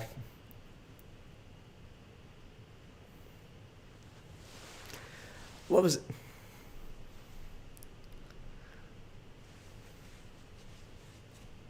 Potter? Malfoy always has this disdain whenever he says Harry's last name. Huh? Showing off to a muggle admirer. Boy, that's a hard line to say. Showing off to your muggle admirers, Potter.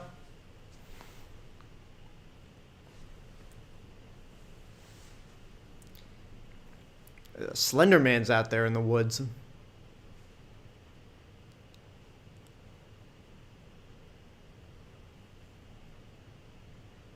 There's a dead unicorn.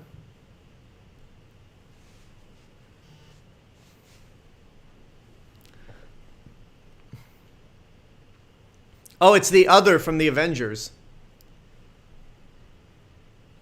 Yeah, it's such a funny contrast that Malfoy is such this bully, but he's a coward, just like all bullies are.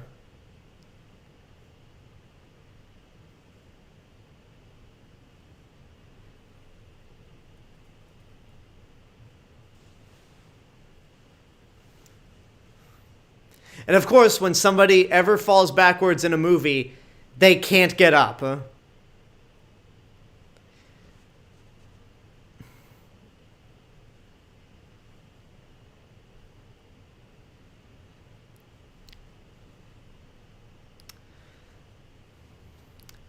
Yeah, the Centaur... The Centaur doesn't look that bad, but...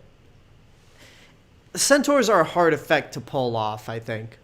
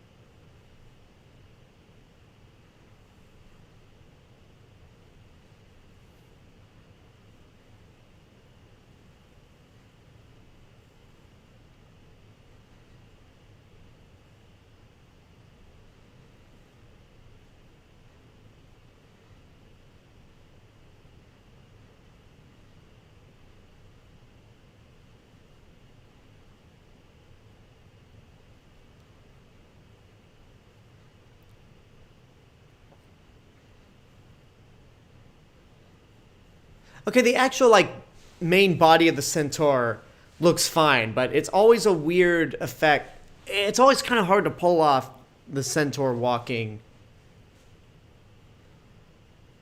I don't know. It didn't look as bad as I thought it would.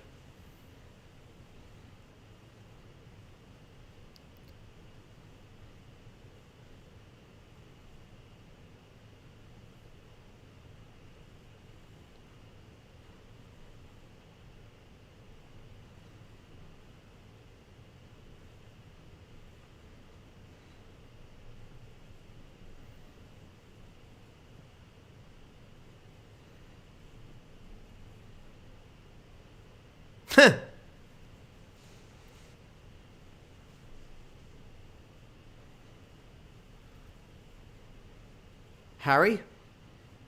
Oh, okay.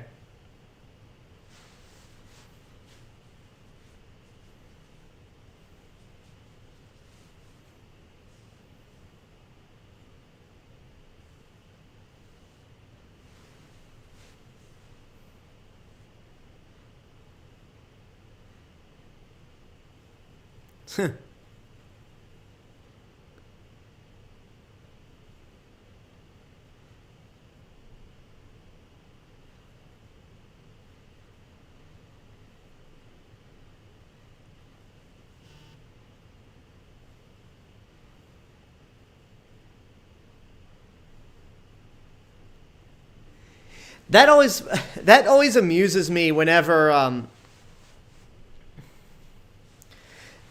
it always amuses me whenever a movie's theme actually pops up within the movie. Like in the Rocky films, whenever there's a marching band playing the Rocky theme.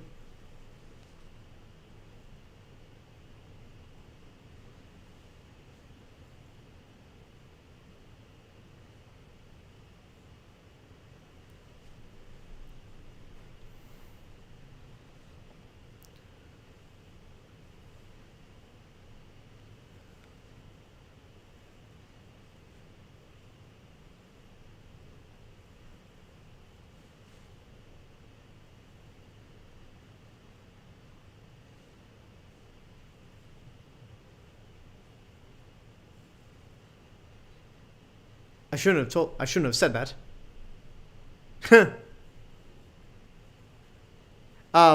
Spiders Prime asks, did the director of this movie also direct a Percy Jackson film too? Yeah, Chris Columbus directed these first two movies.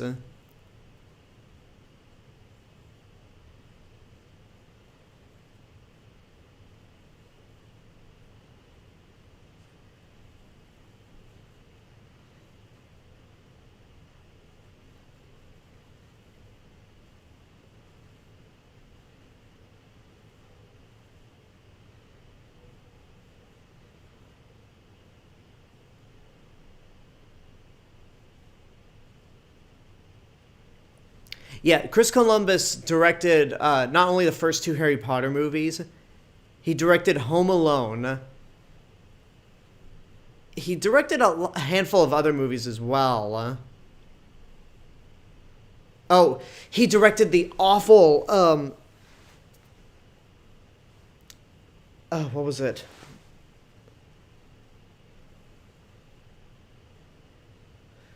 Pixels. He directed Pixels, which was the final say in terms of Adam Sandler's, like, big releases through Sony.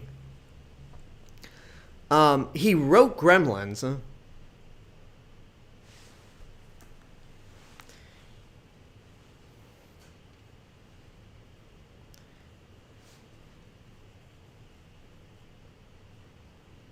So it is kind of weird that a British, that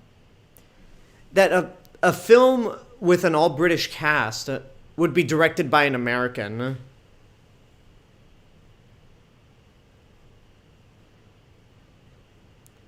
Well, let me see. He directed.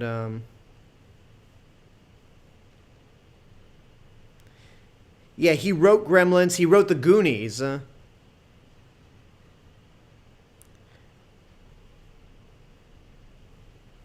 He directed Percy Jackson. He directed I Love You, Beth Cooper, which was terrible.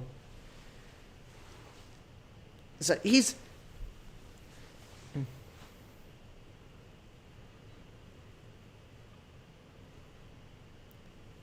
Ouch. Poor Neville. How do you do that wand trick? Let's see. Nope.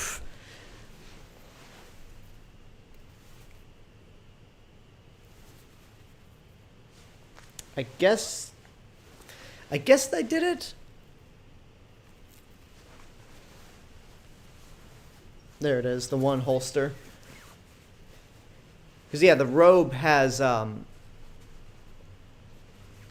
little holder for the wand. So yeah, Chris Columbus he's been responsible for a lot of memorable stuff. Like I mentioned, Gremlins, Goonies, Home Alone, the first two Harry Potters.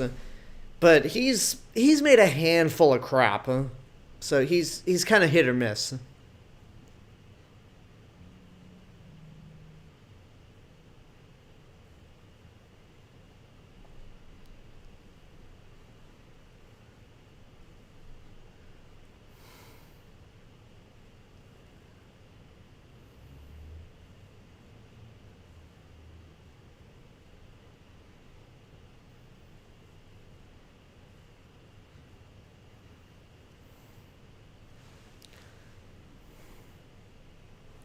But yeah, the ironic thing about Chris Columbus directing Percy Jackson is that it was clearly 20th Century Fox's attempt to try to get another Harry Potter series started.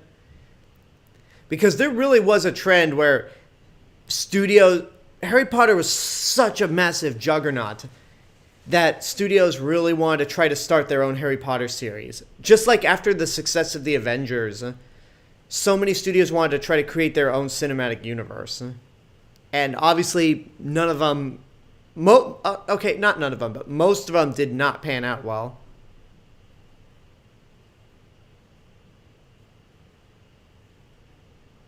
Thank God Fluffy decided to attack that door first.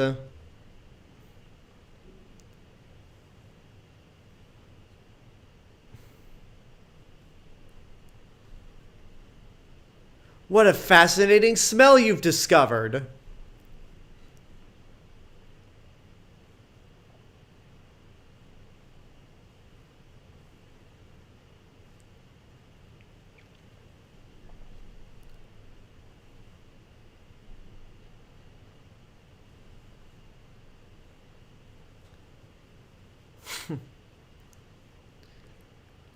So yeah, there's a lot of criticisms of Hermione being a know-it-all, and again, those criticisms aren't unfounded. But in this situation here with the Devil's Snare, it helps to be a know-it-all.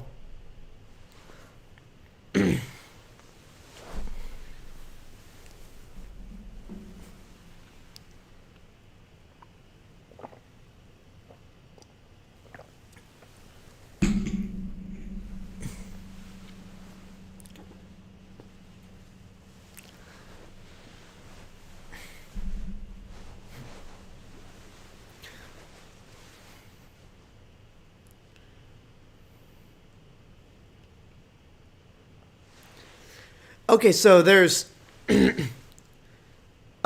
several lines of defense. Yeah,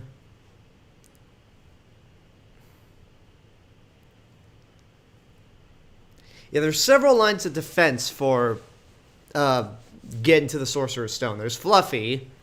Well, I mean, technically there's Filch. It's like, okay, you make it past Filch and his cat, then you gotta get past Fluffy. You make it past Fluffy, you gotta get through the Devil's Snare. Once you get past Devil's Snare, you gotta do this.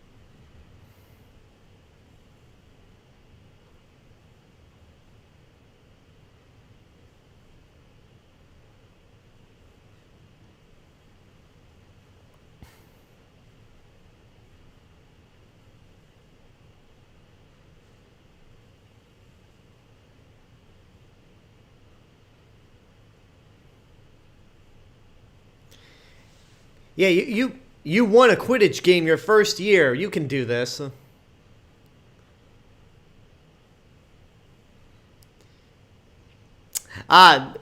There, now the world makes sense. Of course it wasn't going to be easy.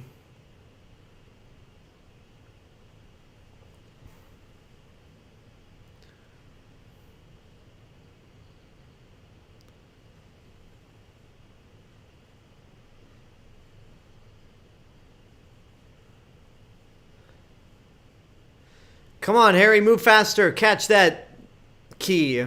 There you go. Catch the key.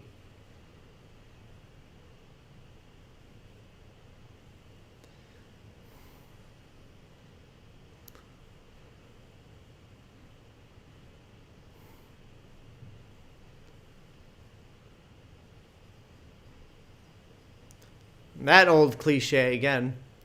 Alright, so Filch, Fluffy, Devil's Snare, those murder keys. And now you get to the final line of defense.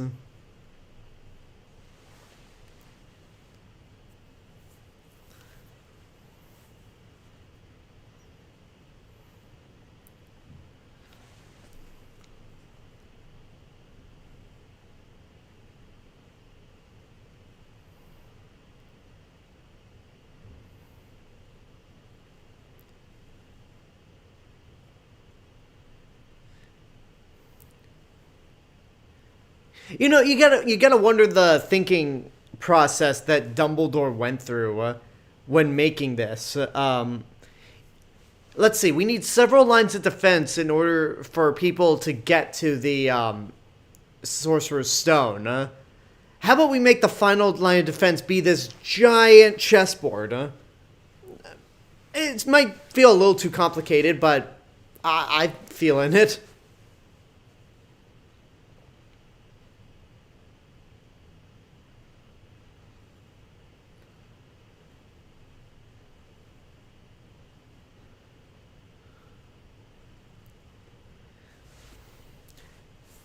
That's a random comment, Omega Supreme.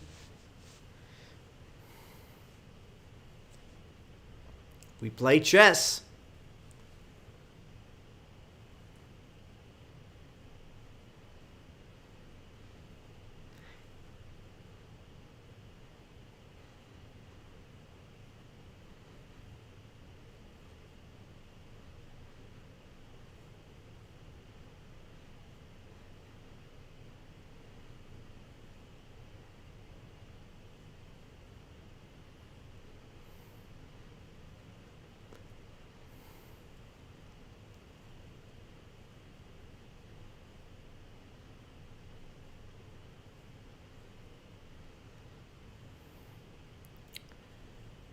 Yep.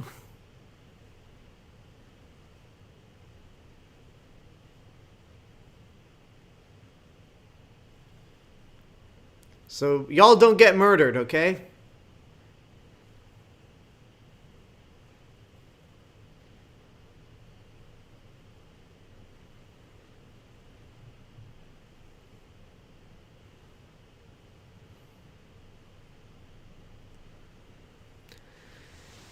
So are they just are they losing all their Oh no, some of the opponents' pieces are getting murdered as well.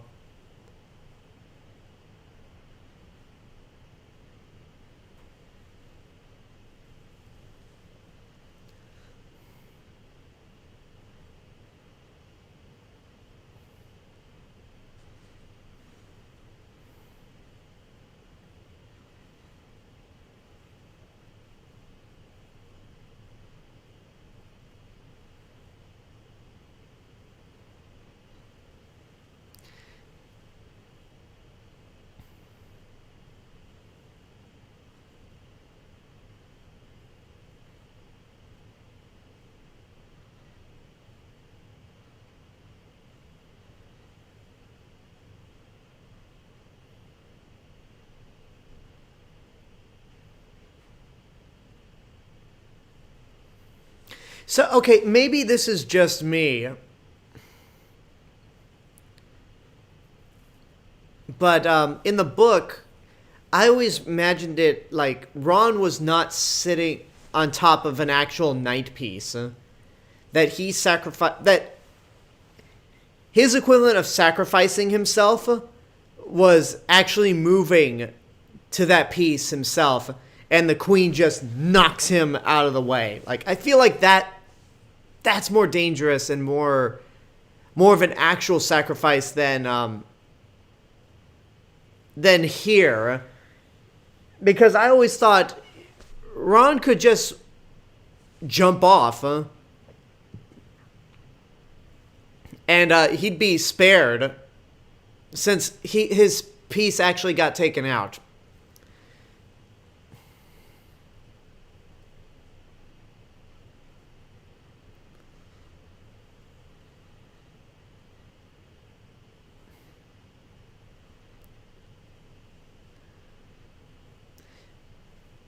Because he really...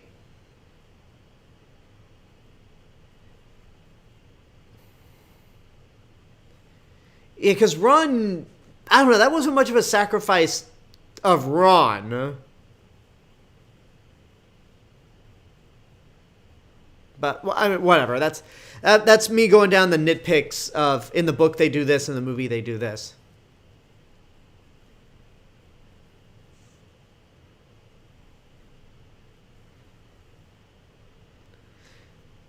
But I do gotta say, the effects of actually seeing those practical chess pieces and then transitioning to CGI is seamless.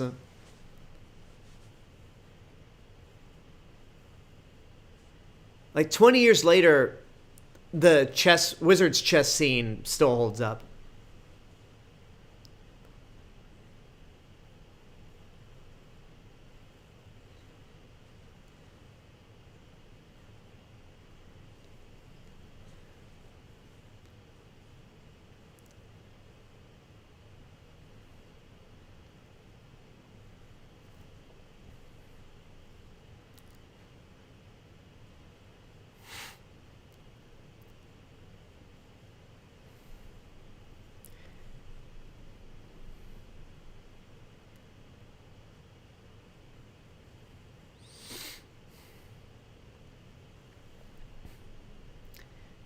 And reveal.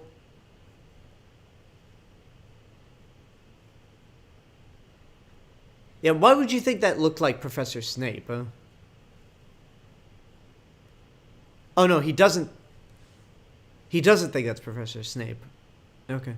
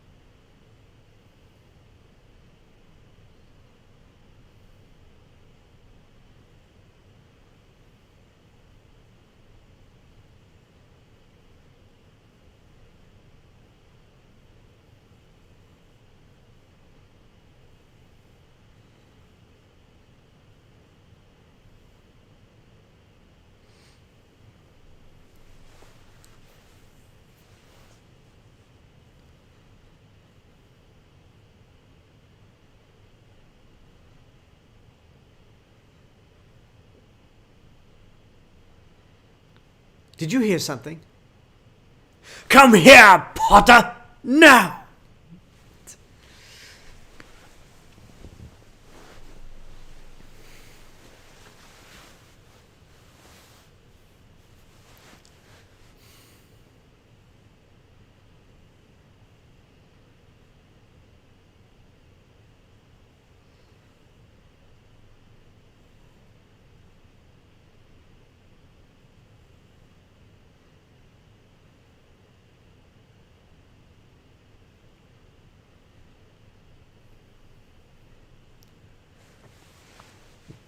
Make something up, Harry.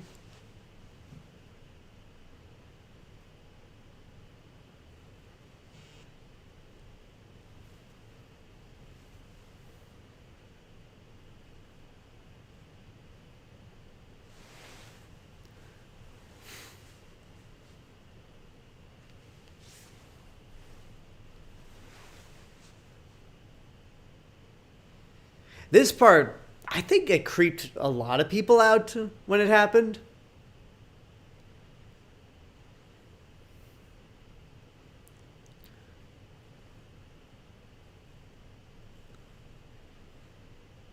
It's like, oh, there's a face on that guy's head.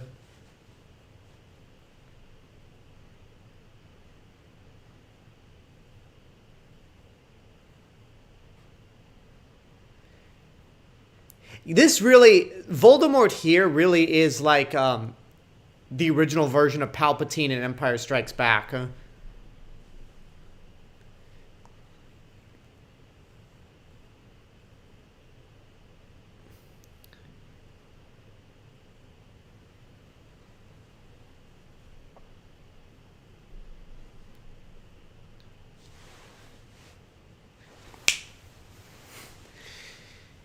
Yeah, that's kind of a creepy effect. Like Voldemort's face on the back of Quirrell's head.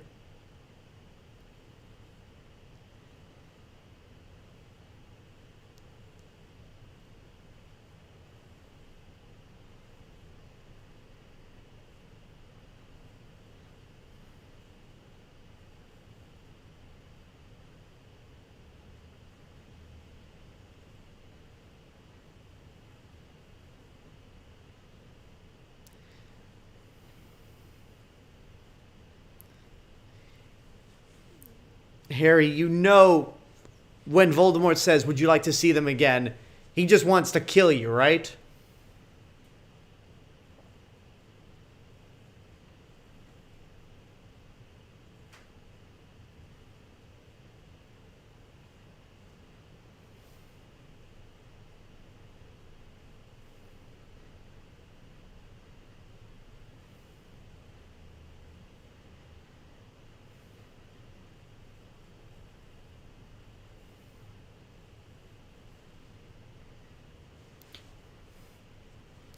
That's a funny effect.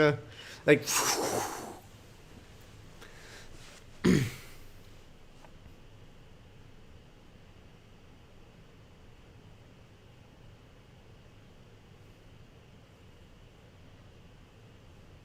for the longest time, I was always confused why Harry was able to do that. But then when you watch the movie, you realize when Harry and Professor Quirrell first meet, Quirrell doesn't shake Harry's hand. And you see why.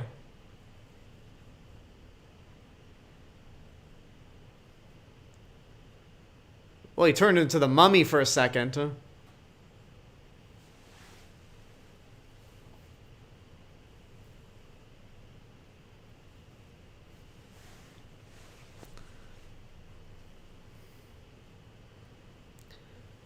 It's like, well, that was easy.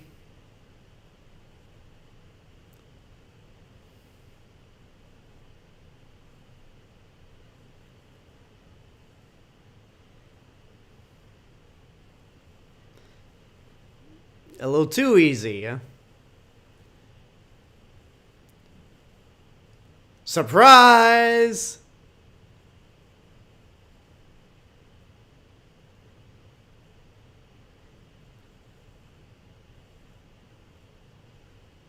We'll meet again, Harry Potter.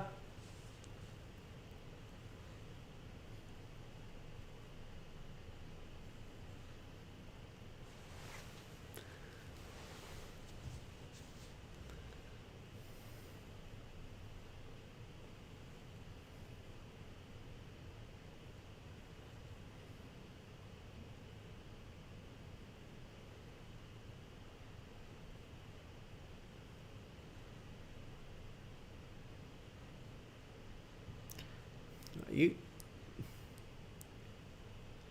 Hi, Dumbledore.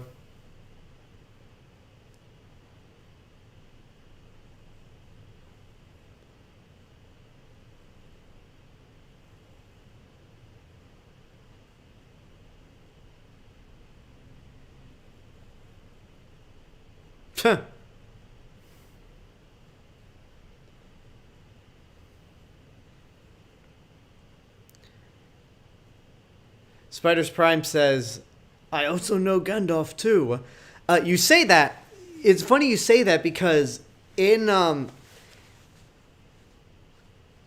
Harry Potter and the Forbidden Journey, one of the painting there's a part of when you're waiting in line for the ride where you go through Dumbledore's office. There are two paintings in there. One is of Gandalf, the other is of Merlin. But you really have to, it's not that hard to find. The Gandalf one's pretty easy, but the Merlin one, you really have to look for it.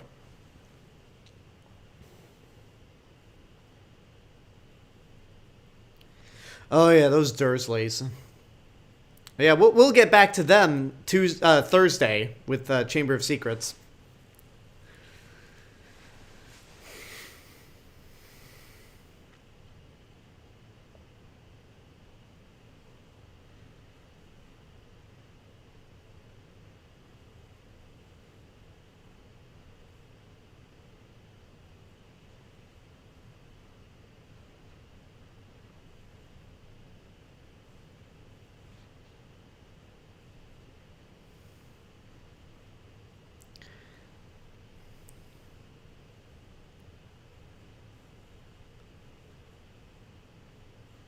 Well, now I do.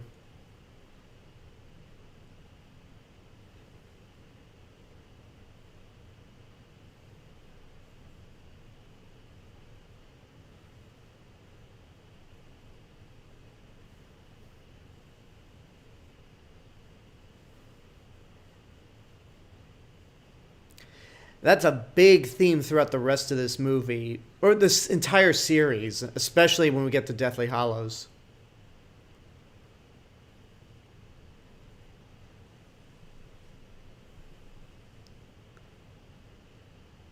Ugh.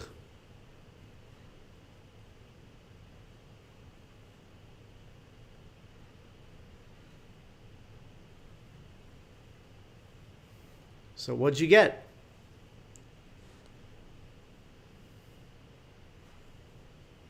Ew. I mean, Dumbledore seems to like that earwax flavored bean, so good for him.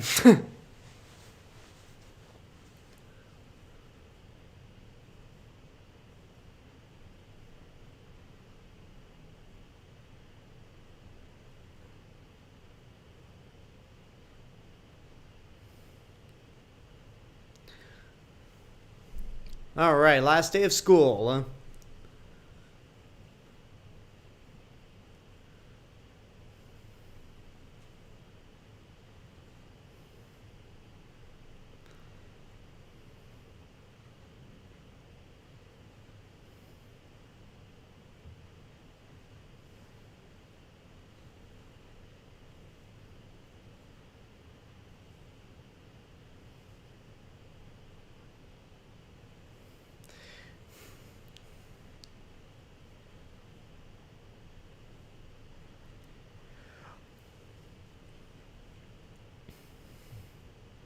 They also are so disappointed.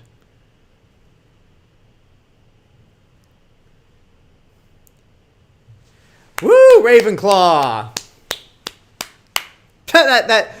Again, I love Hermione's expressions throughout this movie. Like, boo!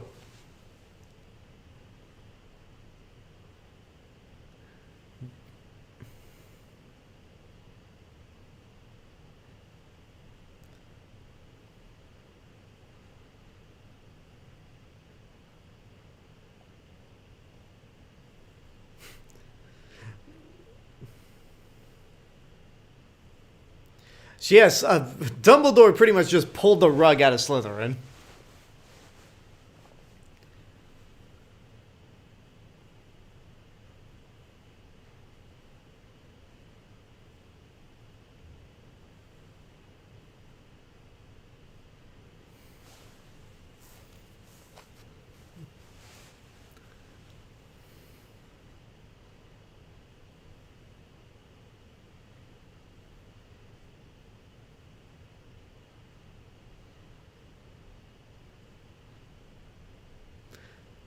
So yeah, all those points that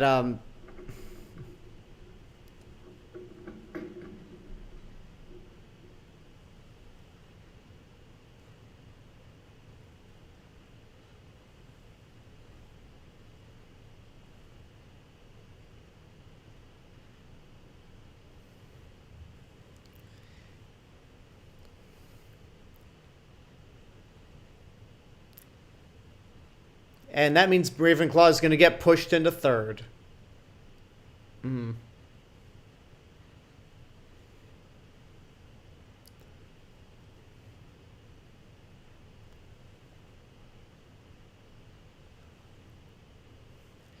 Good on you, Neville.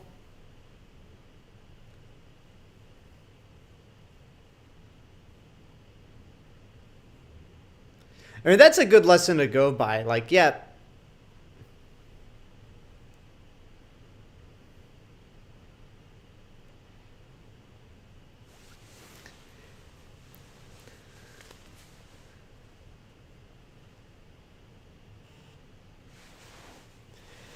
Well, at least Ravenclaw is not in last. So, I'll take that as a... I just love how everyone... I'm willing to bet that... Hufflepuff and Ravenclaw... They're not so happy that... They're not as happy that Gryffindor won as much as they're happy Slytherin lost. I'm pretty sure that's what's going on. Yeah, because since you saw that since you all saw all the students from Hufflepuff and Ravenclaw throw their hats in the air.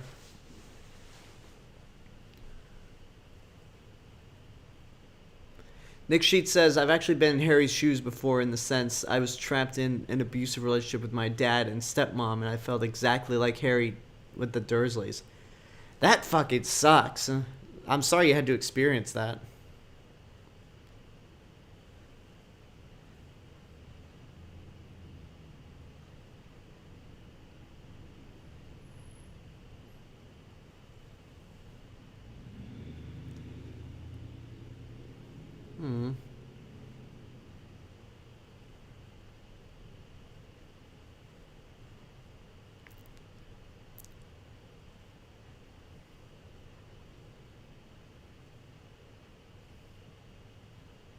Screw a handshake.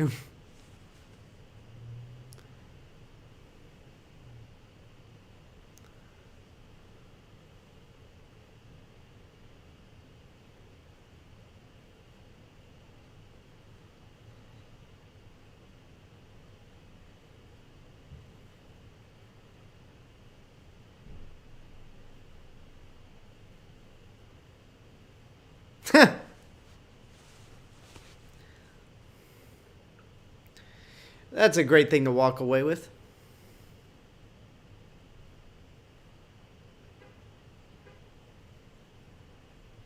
I'm leaving home. Because you think that... You think those monsters of muggles are my home? Screw that.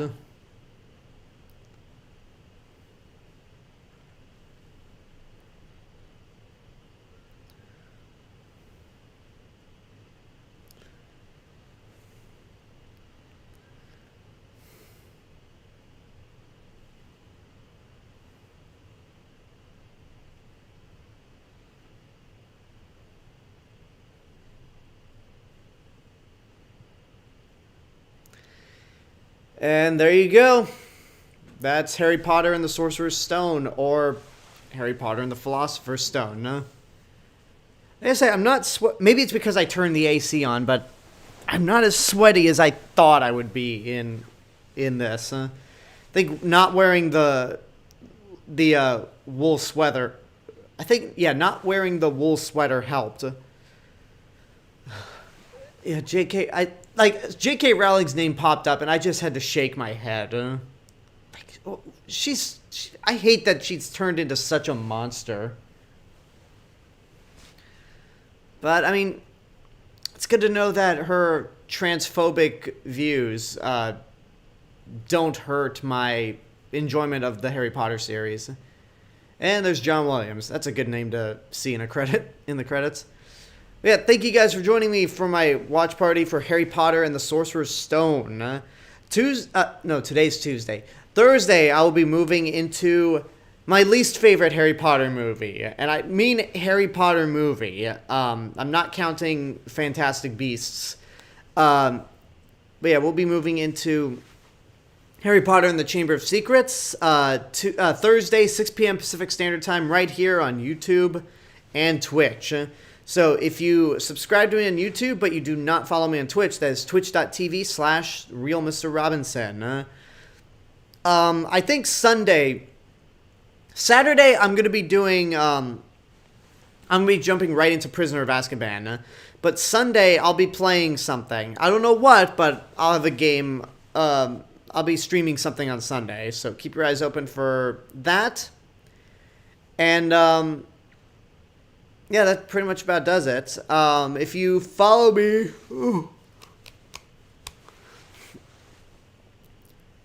If you follow me on Twitch, but you do not subscribe to me on YouTube, that is youtube.com/The Real Mr. Robinson. It's my main hub of entertainment. This Thursday, I'll be reviewing Disney's The Black Cauldron. Friday, I'll be reviewing Howard the Duck. And then on 4th of July, which is Sunday, I will be reviewing the 1990 Captain America film. I'm doing those two movies and Ang Lee's Hulk in prep for Black Widow, which a lot of people have seen already. I haven't, so just waiting to see that. And yeah, just subscribe to YouTube. if you like what I'm doing on either channel, you want to help support financially, that's patreon.com/TheRealMrRobinson. You can help financially support my endeavors on YouTube and Twitch for only $1 a month.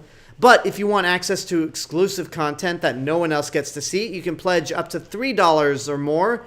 If you can't do either, that's fine. Subscribe to me on YouTube or follow me on Twitch is good enough. So, once again, we will be doing Harry Potter and the Chamber of Secrets this Thursday at 6 p.m. Pacific Standard Time. Hope to see you all there. And until next time, this is the real Mr. Robinson telling you there's only one. Oh, one more thing. I'm probably just going to be wearing the robe. Just the robe from this point on. I don't think I'll be going in full costume. Because I like to be a little more comfortable. But I will be hanging on to the robe for the rest of this Watch Party series. And, yeah, I hope to see you guys then. Again, this is the real Mr. Robinson. Alex, the real Mr. Robinson. Y'all